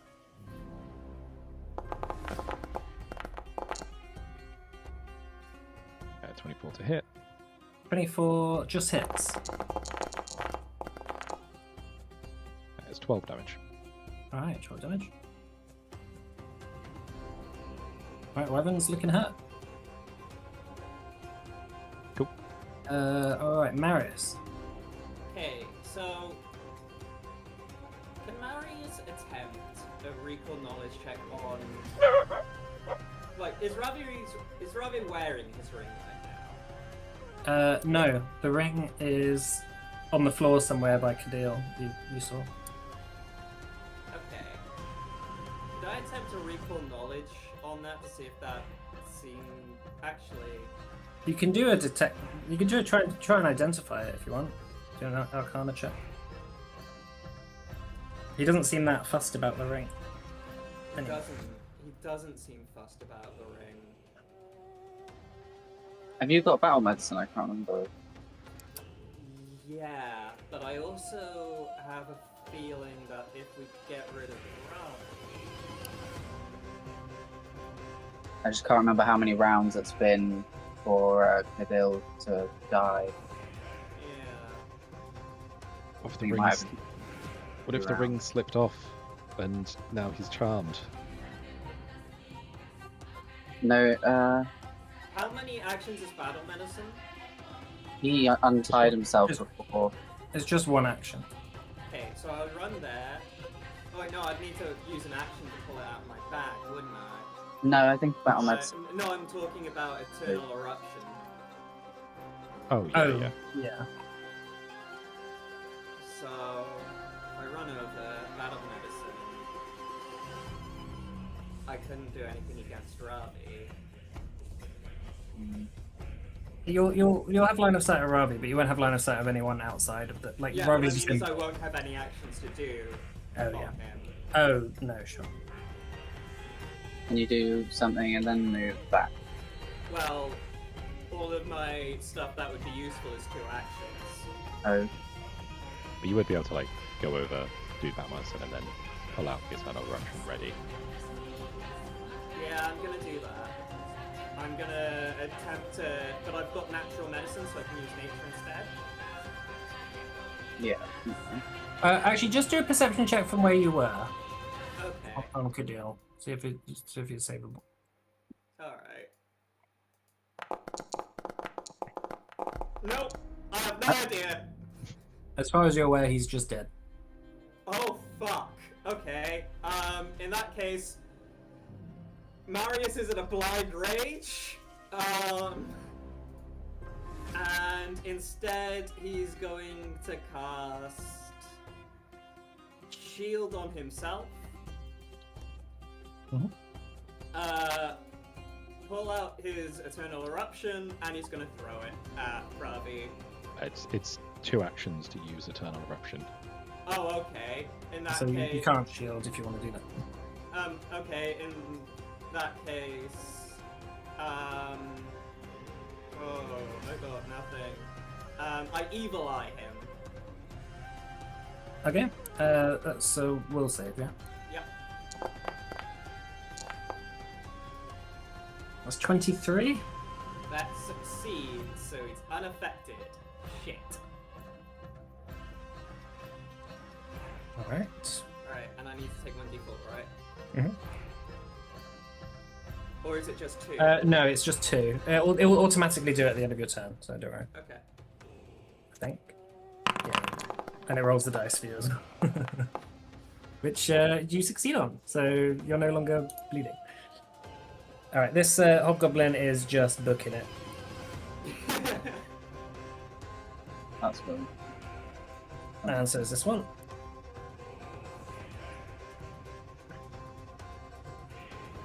And so is this one.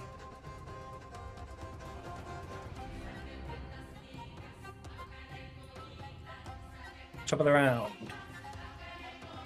The Woven is going to fly. You can use a reactive strike if you want, Vordain. Yes, I shall.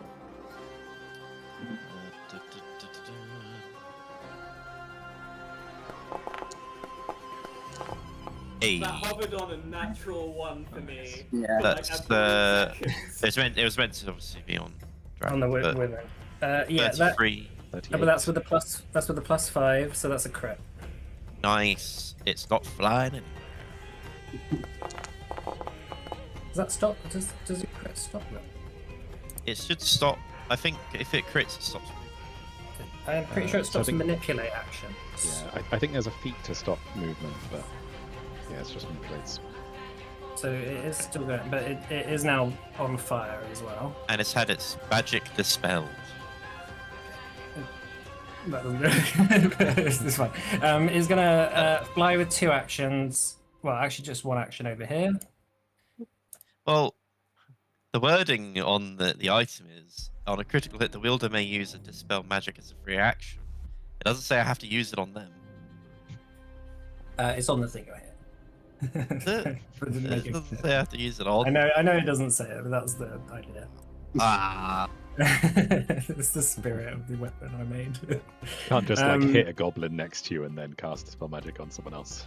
Bag of rats. yeah. It's like the actual. It's the blade is dispelling. Like it's not. Okay. It's not you casting. But yeah, it's that's fine. Anything it did have on it, which it doesn't. So it's going to use punishing momentum. No, actually, no, it's not right. It's just going to. Oh gosh. So flies up to their fly speed must move forward at least 20 feet and descend at least 10 feet. You can use 2 fly actions for this. Alright, so it's flying up 20 feet to go around Vordain, flying over here, and then descending for the melee movement. That's up to 120 feet you can go. So, if they end the movement within melee reach of at least 1 enemy their side or smaller, they can make a claw strike against the enemy. It's going to make a claw strike against Wilhelm.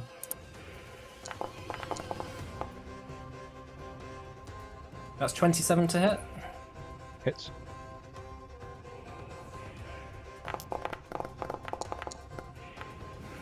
So that's 15 slashing damage. And then it gets a free action to grab.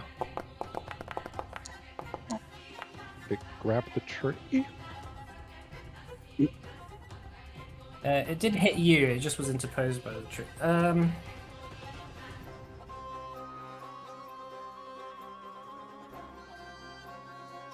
I don't know. It can knock it prone as well. Automatically grab the target. I suppose you were the target, even though it wasn't supposed to. So, anyway, it needs to do an athletics check. So it's 25 on its athletics check to grab you, Wilhelm. That succeeds. Right, you're grabbed. And then it's going to use, with its last action, Punishing Momentum. Can fly at half speed while holding a creature in its claws. It's going to fly 30 feet up.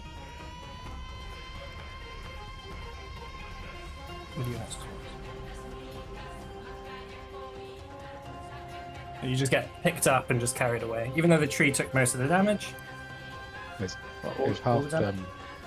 think it's half speed going up as well, right? So it'd be. Oh yeah, so it'll be halved twice. I don't think that's how that will.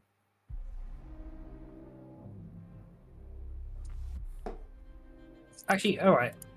So it's Wait, so 15 feet up. So actually 30 feet up. And then at the end of its movement, it drops you. So you go back down 15 feet. Catch me, tree! So you take 7 damage. Right. Am I prone as well? And you land prone as well. Unless you have the heroic fall feat, right? I don't think I have anything like that. Okay. I do Alright, Archon. At all, but not yet. The blade, his two-handed sword implanted in the ground before him. As you've run out of Vordain and attacked him, he's gonna just he is slowed, I think. He's also prone. He did stand up last round, sorry. So he is slowed, so he's going to use an action to re-equip his sword. Okay. And then he's going to make an attack at you. Okay. Oh. It's a natural 20. Oh, Oh no. no. Oh no. 40. Bye everyone. What's There's a lot of natural 20s this round.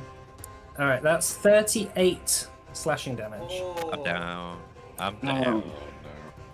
no? That's his turn. Alright, Priya is going to fire... Priya reloaded last round, so Priya's going to fire a shot at Archon.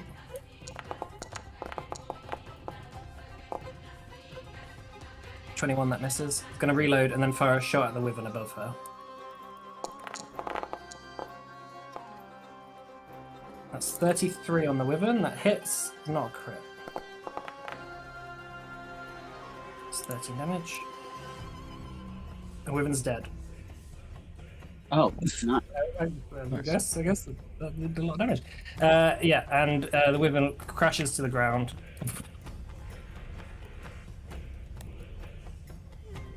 Ravi, looking around at all the hobgoblins running away and seeing Archon standing above Vordain's body, says, Archon, grab Sunfang! Let's get out of here! And he's just gonna start running. There's 2 actions. He's gonna climb down, 10 foot down. Wilhelm.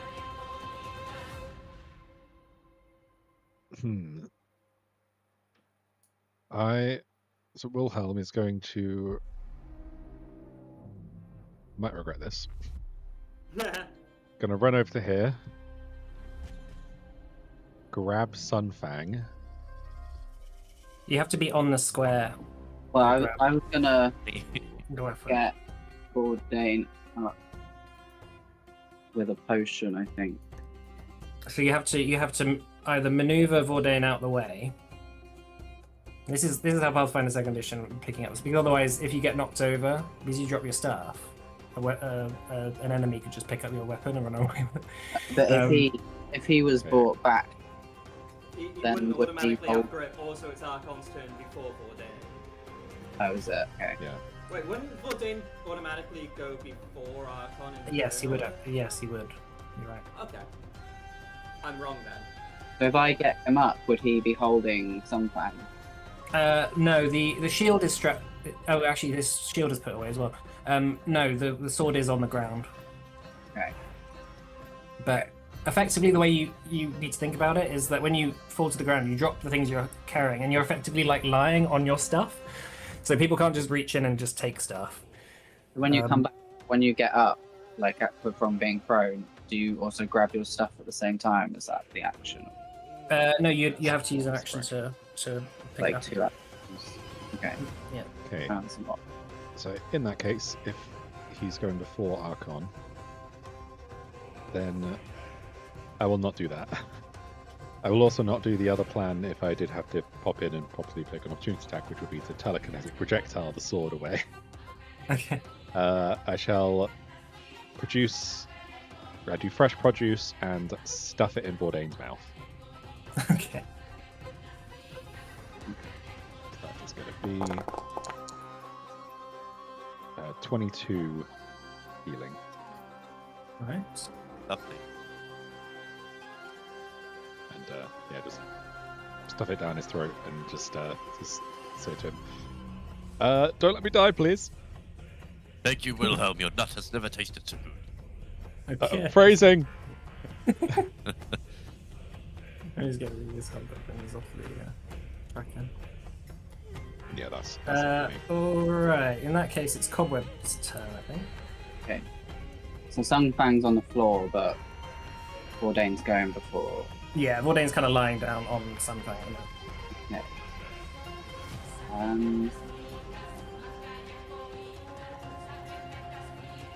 Like, if you have a shield, you can strap the shield to your arm. You can't do that with your main hammer. Yeah. How much healing can battle medicine do? I don't know whether it's worth using a potion instead. I mean, Bourdain's I don't know. He's not going to be for very long. I mean, I know. Even with a potion, I'm not sure if that would give an extra round. But I have a lesser potion. How much does? I mean, battle medicine is like. Right.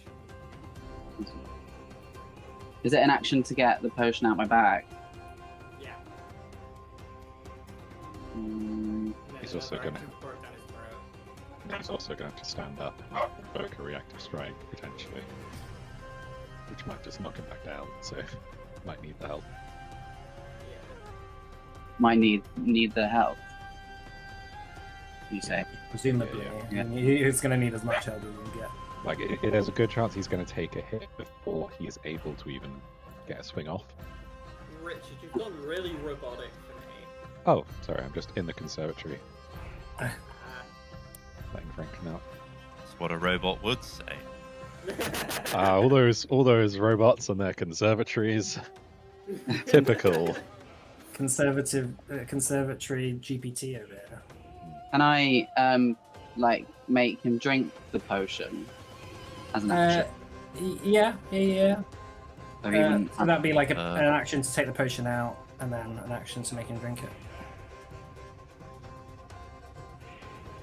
okay, I'll do that. So I need to move here.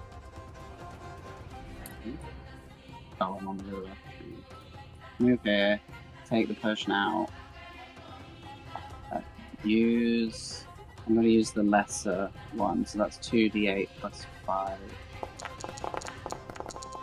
That's not a lot, but. So. Oh, I forgot to target 10 here, healing. Oh, that's not too much. Bourdain, Yeah, you can click on him and then apply healing. Okay. That No, was on you. no, I can just do it. Yeah, just Alex can do something. All right then. That's your turn then, yeah. Yeah, that's 3. All right, Spike. Richard, that's you. Yes. So, by stratagem.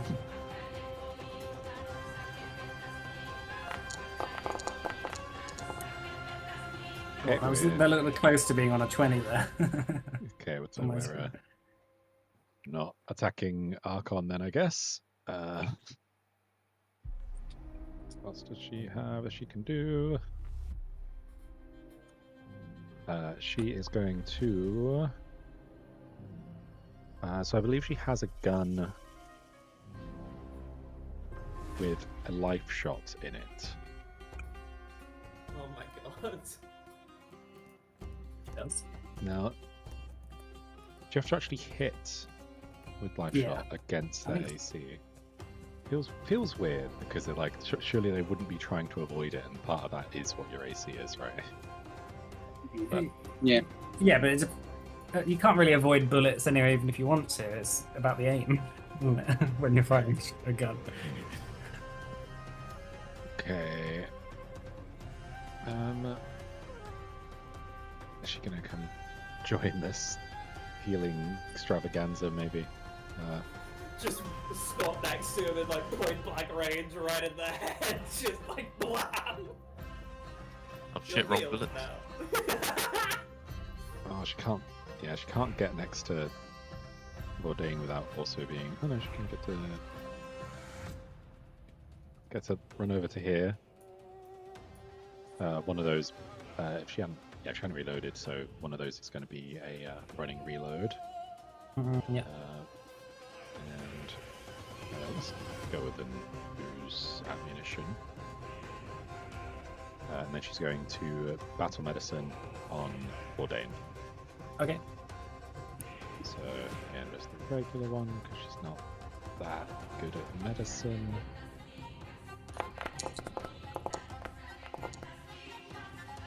Okay, it beats the 15, so it's just 2d8.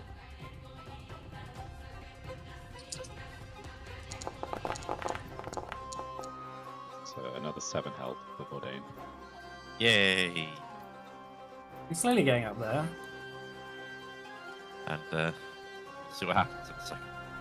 Alright, that's Spike's turn.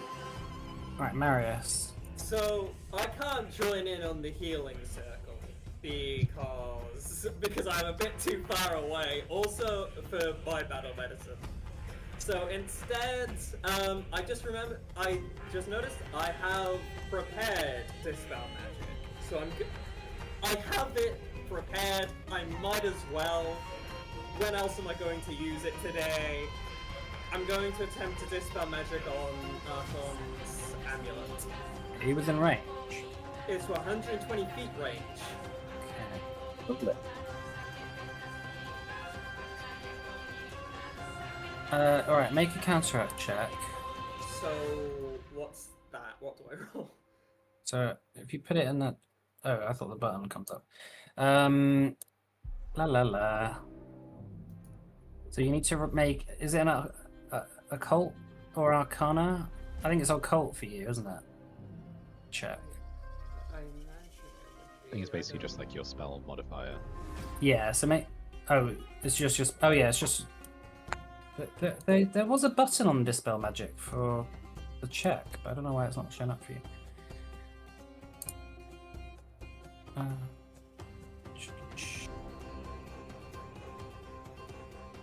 Where are we?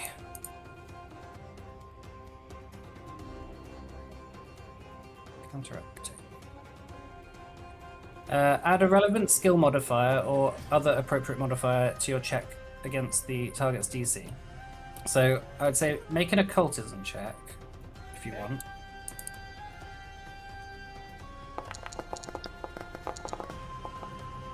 I'm going to use a hero point to reroll that.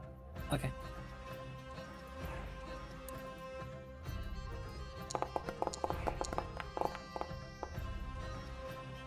That's a 28. Okay. So.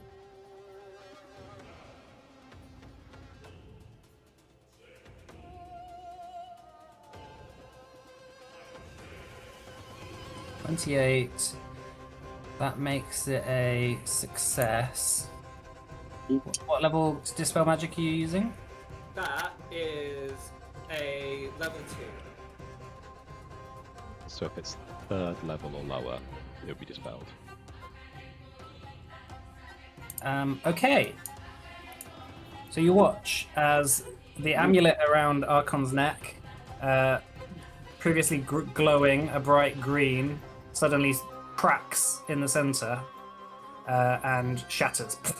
Oh, thank fuck. Oh, And you see Archon standing there, his sword raised, about to bring it down on Vordain. Suddenly he just shakes his head and just goes, "What?" You see Ravi sort of climbing down desperately. Like, no! Archon! yeah, I bet. My slave! My slave! Whoa. Oh, that's poetic. That is meta poetic. Yeah, please let's not let him get away. Alright, that's your turn, is it, Marius? I still have another action, and I'm just going to use it to run as close to you guys as possible. Okay. All right, Vordain. So you see Archon standing above you, shaking his head, looking down and around like he's just confused and doesn't understand what's quite going on right now. You good, bro? We good? We good? Okay, I'm gonna stand up now. He says, Ravi. Yeah, Ravi. Okay, I'm standing up. Okay, you stand up. Yeah, he's not attacking you. Okay, I'm going to pick up some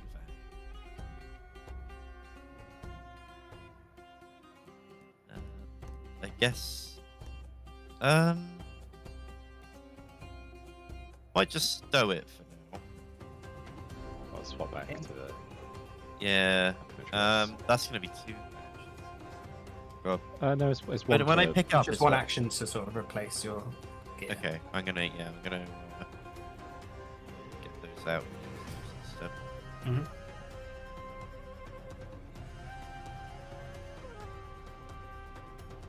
Okay, should correct.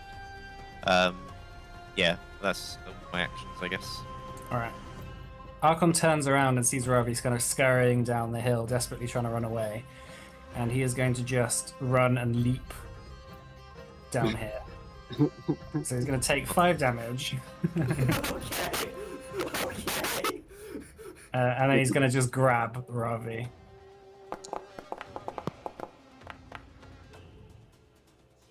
That is it's a crit success. Yes. Ravi's restrained. I suppose it's probably a good time to end the fight. There's not really much left for you to fight now. We have a quick break. Yeah, let's have a 15-minute break and we'll come back, okay? Cool. All right. See you in a bit. Exciting.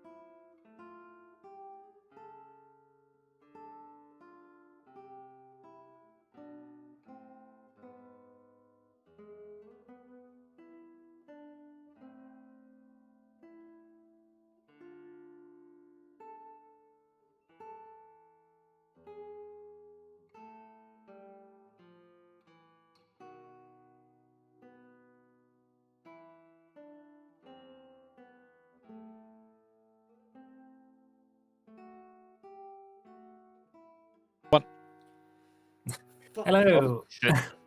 Welcome back. So just before the break, the party were desperately defending the lab from Archon's hordes when they realized that Ravi had actually snuck in and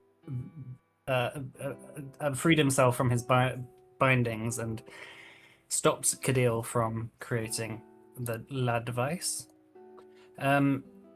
Alas, they were defeated, and at the end of the fight, Archon's amulet was dispelled by Marius, bringing an end, presumably, to both Archon's curse and the curse affecting the town / the goblins and the army that he has elected.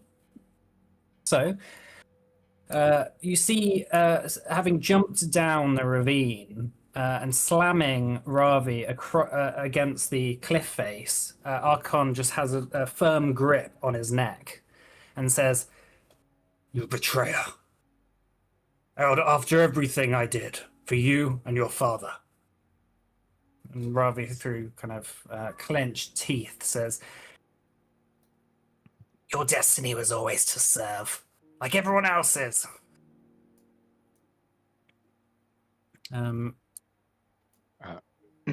As you sort of, I guess, gather around.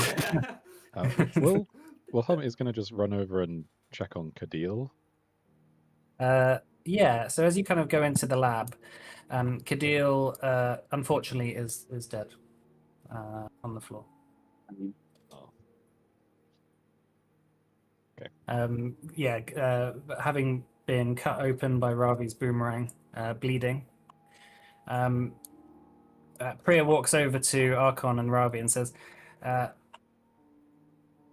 "This is my jurisdiction. He's under arrest." Archon says, "No chance." Ravi says, "Who are all of you?" "Yes, I lied to you about the ring. The ring was just a messenger ring from my father. It was the only cover I had when I realized that you weren't affected by Archon's aura. But sometimes plans need to change." His name is Arcos. "Indeed," says Arcos, his hand clenching against Ravi's throat even closer. "And I thought we were friends. But when you took me to that temple that your father found me in, when we went back after your father had passed and we had grown up together, I realize now that you only wanted me for my strength and my connection to this land." Archon takes out his sword and says, "By the power invested in me, I judge thee unworthy of life, and I sentence you to die, Ravi." Are you all staying and watching? Oh yeah. Yeah. I feel Ravi, like Marius pulls out some field rations and starts eating some. Ravi kind of just sort of puffs his chest out, trying to not look afraid, but you can tell that he's a bit panicky. And Archon just runs his blade through Ravi and just sort of just pins him to the wall. And as he gets close, Archon kind of whispers something into Ravi's ear that you don't get to hear. But Ravi kind of just begins to slump as he starts bleeding out. Arcos, after Ravi passes, wipes the blood off his sword and says, "I fear I have been responsible for too much death and destruction. Your Do fear not is know. correct. I no longer know how to show myself in public." Well, at least I don't think that a lot of people will remember anything Yeah, apart from us. I think it's pretty much just those here that really know what's happened. It was a strange experience, being the source of the amulet's power. It was like I was looking through a very thin screen, at choices that I was not making. But I do remember it all. The last decade of work. Perhaps it is some time for reflection on what is to come next. I hope you weren't too attached to your wyvern. I'm sorry, it had to be that way. In truth, I do not know where that wyvern came from. Oh, okay. Are you going to be alright? Well, I suppose I have questions that need answering. And there is that temple I must block off from the world. The artifacts found within there are not for humans, and are better to be kept away from the prying eyes of anyone interested. That is my next step. Well, there was that tomb. Do you know who's in the tomb? It was a big coffin, wasn't it? Sarcophagus? Was that Remorver? Sarcophagus. Oh, yeah. Oh, that's a different one. Is it? That was Ramova's sarcophagus, Okay. wasn't it? There was the temple in the town Yeah. that they were planning stuff with. And Arcos says, yes, I remember Ravi's plan was to sacrifice a number of the townsfolk to appease some spirit that he made a deal with in the temple. But that spirit is long gone, and the egotistical mania of some rogue landlord of this town would never be powerful enough to deal with him. So things are fine for now, but I must perhaps keep an eye on things around here. Can Marius conceal, spell, read aura on the amulet to see if it's still remotely magical? Yeah, what's left of the amulet is basically just a chain around his neck now. Like the main dragon, like the main body of the amulet, which had like all these kind of different dragon head style ornaments coming off it. When you dispel magic, it cracked and then kind of shattered across the ground. But yeah, it's no longer magical. Okay, can Marius And presumably the aura that it was giving off also is gone. Like you can't detect it anymore. Can Marius just start picking up the pieces? Yeah, that's fine. Arcos turns. Ravi is dead. Arcos turns and looks around and says, "Thank you. I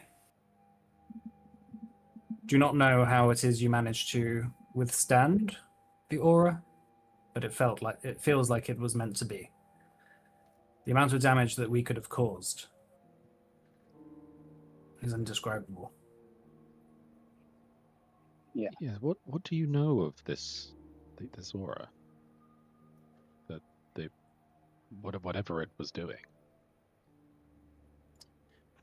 The temple that I was found in,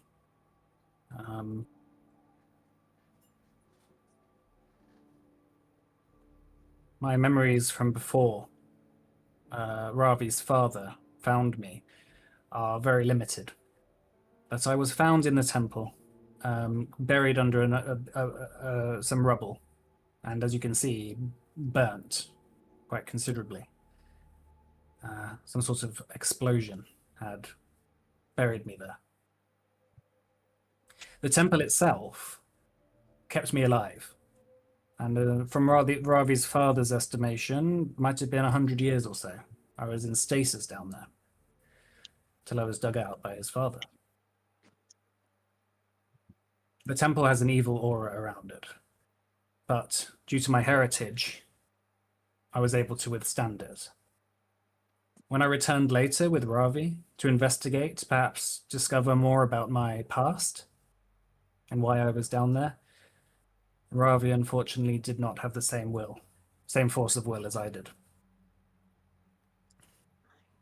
He found the amulet and made a deal with whatever creature lended its power to it and made himself immune to its effects, and then shackled me with it. So, some kind of witch? You didn't get spell casting from it. It is from it's from an old cult from the Dragonfold that had made a temple out in the wilderness. Whether it was truly the Lady of Scales in there, which I doubt, it was clearly something powerful. And thus it is my duty to now watch over that temple and make sure no one else goes in there. We did complete a trial. We were hoping to collect some of the treasure. I think we worked out it was a different temple, actually. Oh yeah, sorry. But yeah, that's what my first thought. Yeah, I mean, he knows. Must have worked out where we went. Given I have no loyalty to the Dragonfold or its artifacts. If you wish to reclaim your right to these things, you can. But the temple that I seek to guard is far in the woods. Unfortunately, now that this goblin army has been gathered, it will not be long until they split up into their independent groups, now that they are no longer binded by the amulet. But one thing was that I do remember was that the main force of the army was not striking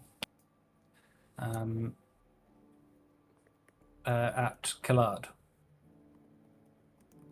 It was striking south, aiming to cut the Faranese Empire in two, which now means that that entire region is going to be infested with goblins for the time being.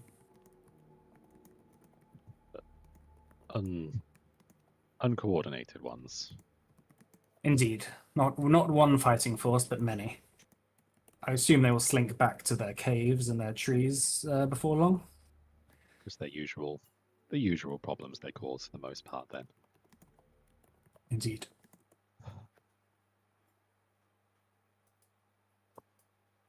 Right.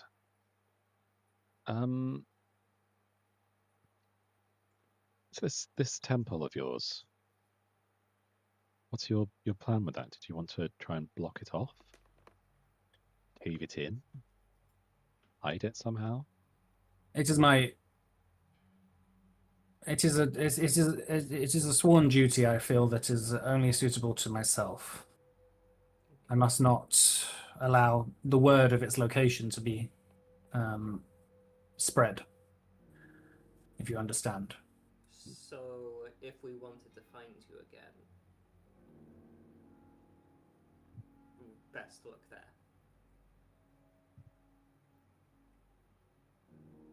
I will leave some contacts in Killard, I suppose. If you wish to find me, ask around. Okay. I will make it easy to find me if you need to. I just want to make sure, like, check in now and then, make sure you're not, I don't know, magically relapsing or something. It is only someone with the ego, such as Ravi, who would even attempt such a thing. No, I intend to make sure that this temple is not discoverable in the future. I do have one question about the temple, because for some reason we are all immune to the charm. I'm wondering whether there's any relation to what has happened to us and the temple?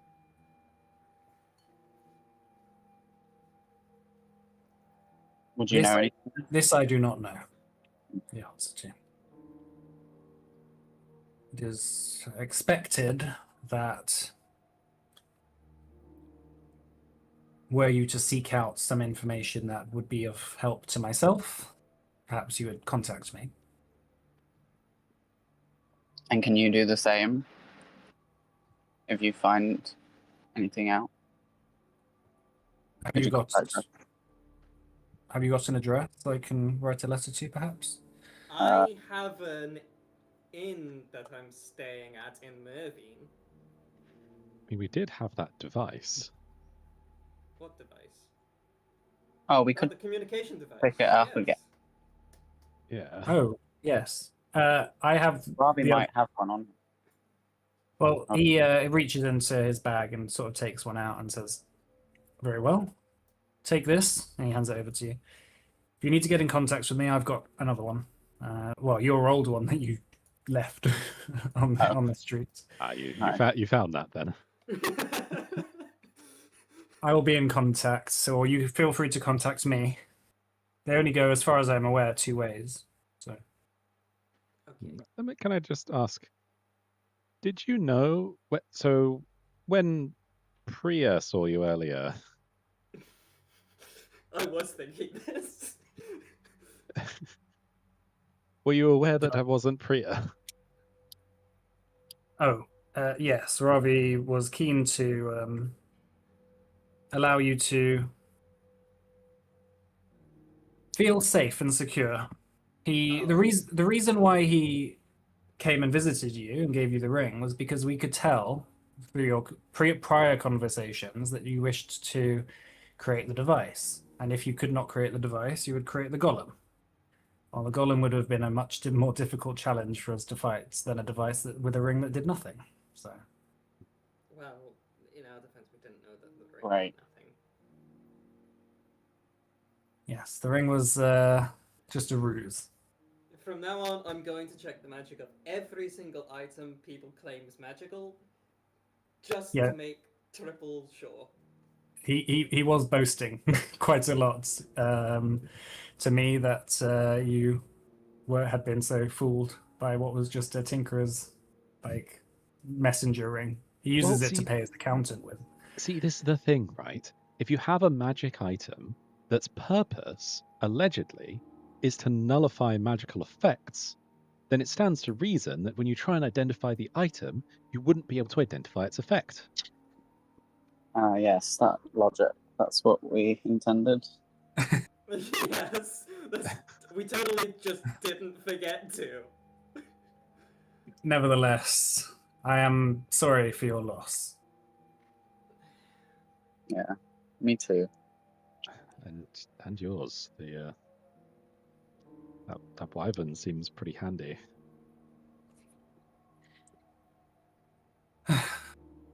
I'm sure before long I will find more companions to share the road with.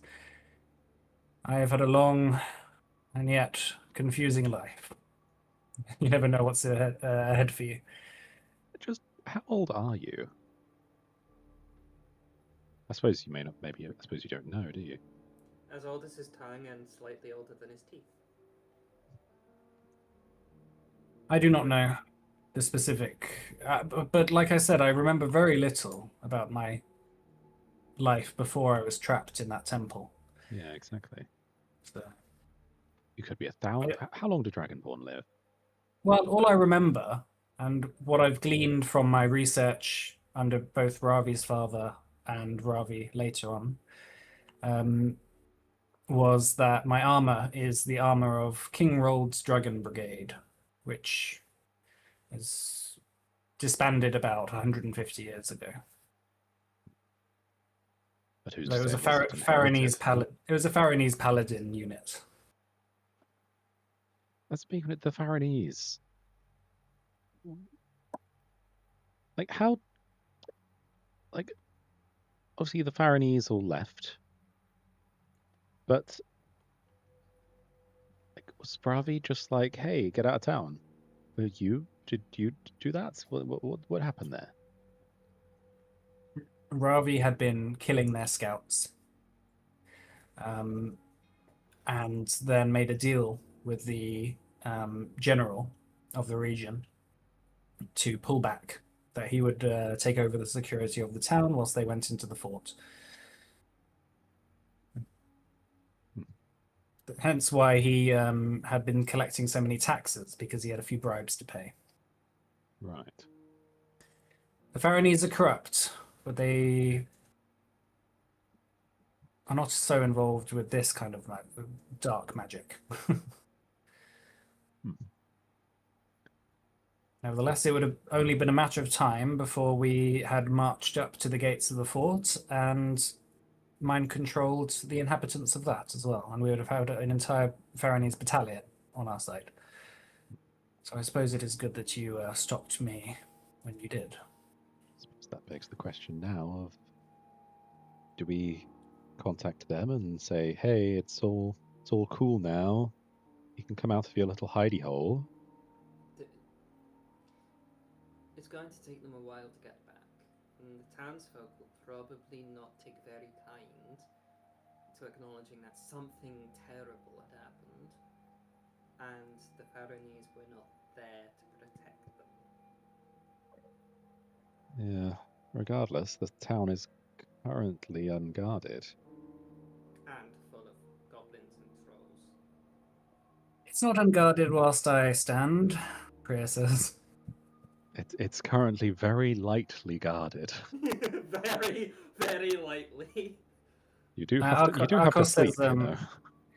luckily for the town, most of the goblins and trolls were used in trying to deal with you.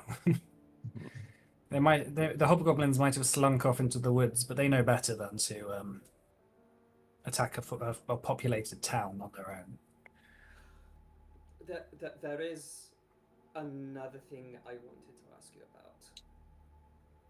There was a weird cult of goblins associated with all of this that's no under your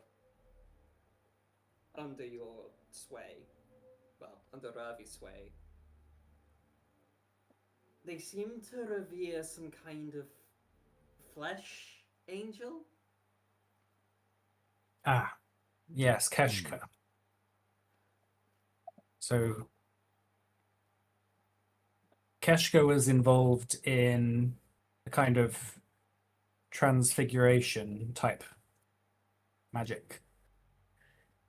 And when I had revealed myself to the goblins, a Strix, I'm not sure if you know who the Strix are, but a quite powerful Strix attempted to stop me. She was defeated, and Keshka asked that her body and her magic be used to experiment on the Strix. It was not an angel, just simply one of Keshka's experiments into seeing how she could modify the goblins, make them either more malleable or, in places where the curse didn't quite, the aura didn't quite reach effectively. She needs to get out of there. With Keshka gone, I presume that it will not be long until the magic that is affecting and binding the Strix will be nullified soon enough. But I will head over. I know the location. I will head over there and make sure it is done. Thank you. Oh, So what's the link at then? least- Actually, what's the link between Strix and flesh caves? Well- Revivifying flesh caves. It was Keshka's shamanic kind of goblin magic, null magic. I don't know how to describe it. It is something that's, you know how gnolls are creatures who heal themselves through eating the bodies of the dead. Yeah. do now? She found a way to impart this ability through a curse onto a dead body that she could then get the goblins to nourish themselves on. And to be fair, a lot of shamanic and witchy type magics tend to involve quite ludicrous ingredients. But the Strix are hard to get in contact with. I don't know if you know too much, but through my research, there is a continent in the sky called Aveline. It is always disguised as clouds, so you can never quite tell where it is floating in the sky. But that is where the Strix live, and they have a number of cities up there. Wait. We fell from the sky. They use sky ships. I do not know very much about their level of technology. I mean, the writings about the Strix is that they haven't involved themselves in the affairs of Eshmalin since the time of Remorva. So this was a long time ago. Whatever their technology is now, but they do they are very hesitant to affect involve themselves. It was only because of the magic that my amulet was using and the potential destabilizing powers that one Strix deemed it worthy to get themselves involved. But I have not been able to contact them. Not that I've tried, really.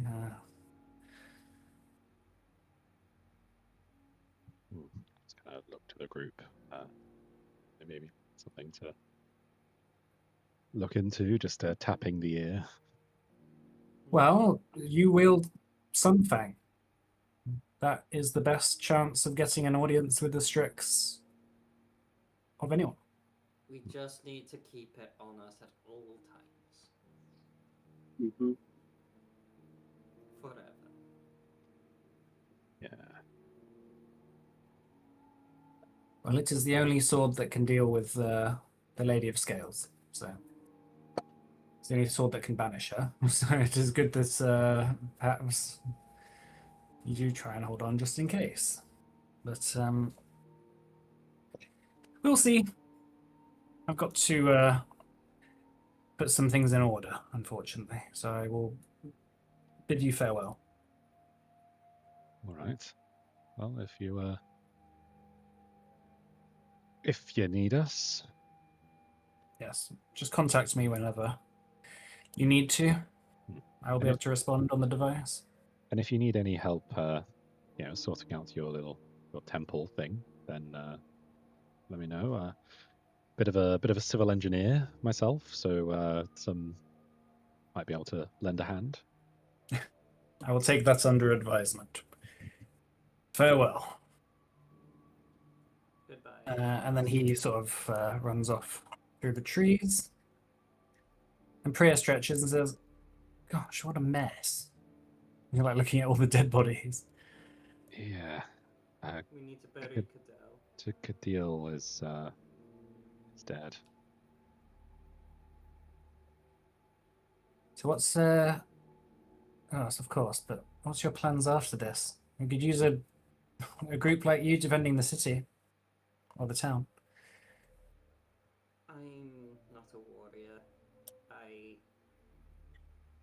did a few things here and there, but I doubt most of your threats are going to be wearing amulets that you could just dispel and they're like, oh, I'm gonna go away now.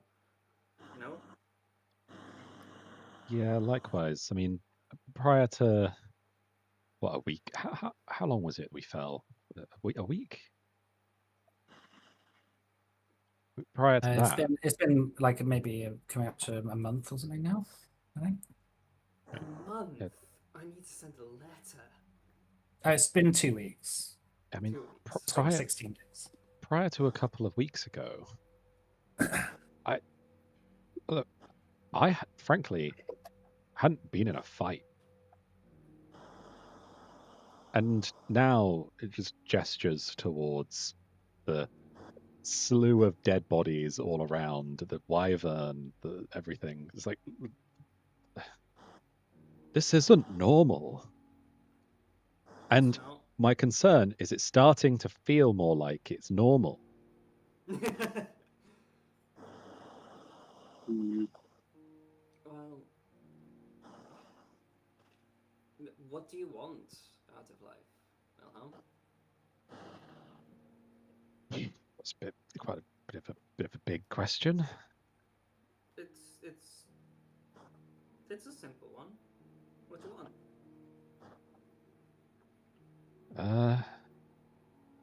Don't know really. I mean, when I sort of trying to figure that out, I mean, but before all this, I just wanted to, see the continent a bit on my my gap year. See, I can hone my skills up a little bit. Try and just learn shit. I don't know. No one knows. Students don't know what they want from life. Well, I grew up with a lot of books. A lot of books about different wizards and witches and mages of all stripes. None of the best ones have made their way just cloistered in a library, surrounded by books. They learnt by doing.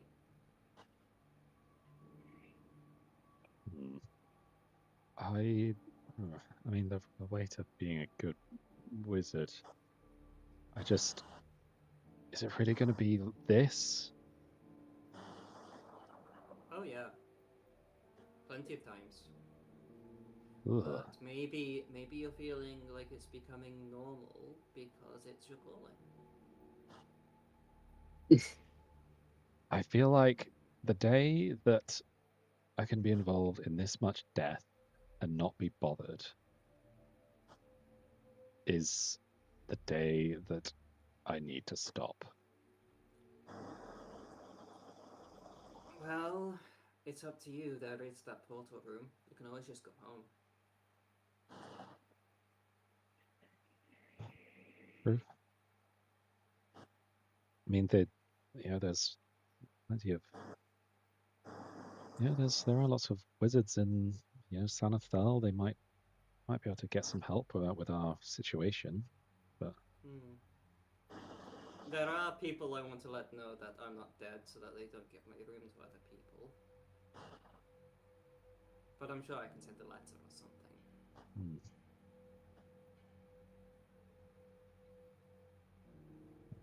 First things first. Burials and sleep. Priya, what are the conventions around here for this kind of thing? I think we'll bury Kadil here. As for the rest of them,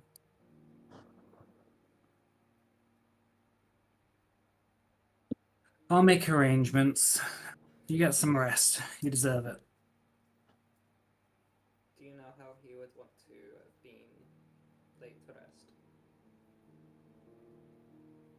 I don't know, but I'll do it with as much respect as I can.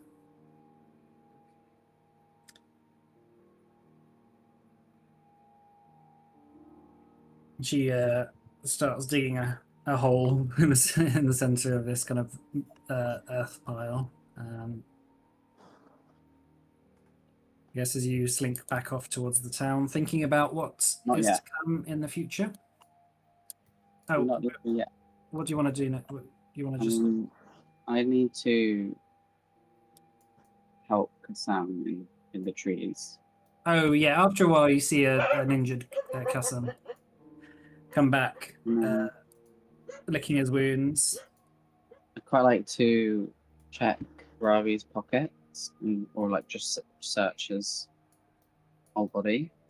Yeah. So he's got high fashion, fine clothing, but value 55 gold pieces. All right. I start. Well, Strip him. stripping him. I'll leave his pants on. Yeah, like in Um, Skyrim, you know, when you remove all their armor. And it's got a loincloth. Yeah, and then he's got a boomerang. Oh yeah.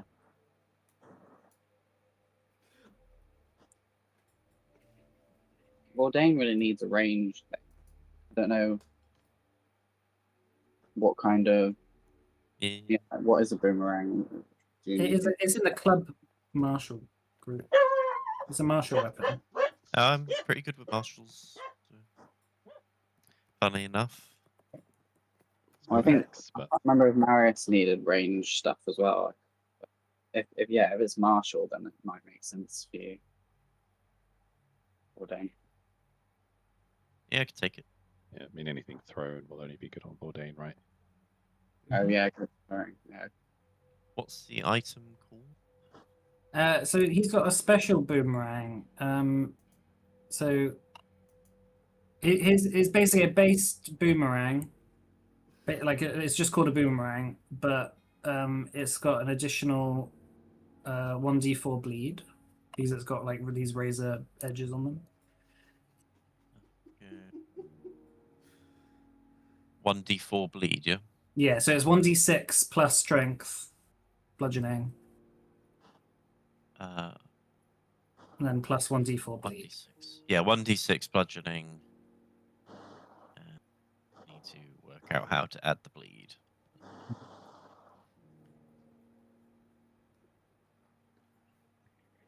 When Priya's done with the burial, Wilhelm will just make conjure a tree to grow, a sapling to grow on the site. Okay. And at the end of the minute, as long as there's proper soil, they do keep growing like a normal tree. Mm-hmm.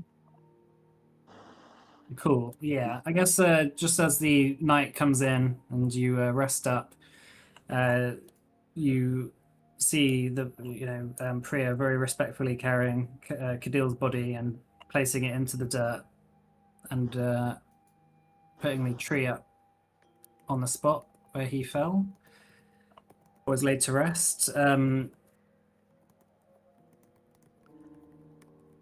Yeah,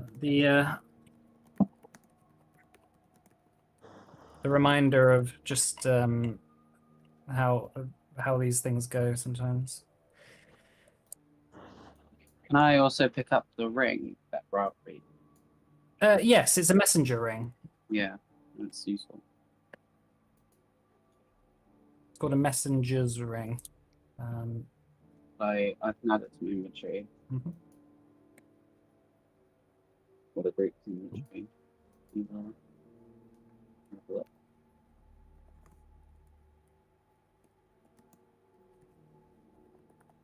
Damn, they're expensive. Yeah. Sell it.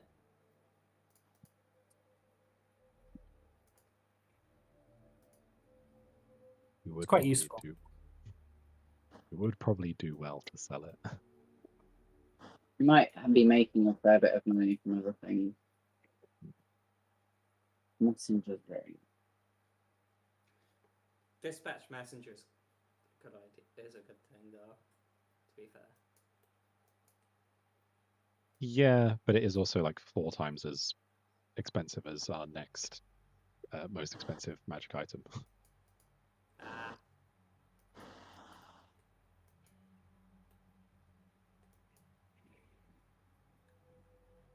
I think. Are we calling it soon? Yeah, let's finish up here for today then. Cool. All right. Thanks for the right. game. Yeah, thanks for playing. That's it for the first part of this campaign. So have a think about what you might want to get up to next session and let me know. But otherwise, yeah, the first 16 sessions has come to its conclusion. So thank you all for playing. Thanks for running, and thanks for watching. Yeah. All right. See you next week. Thanks, bruv.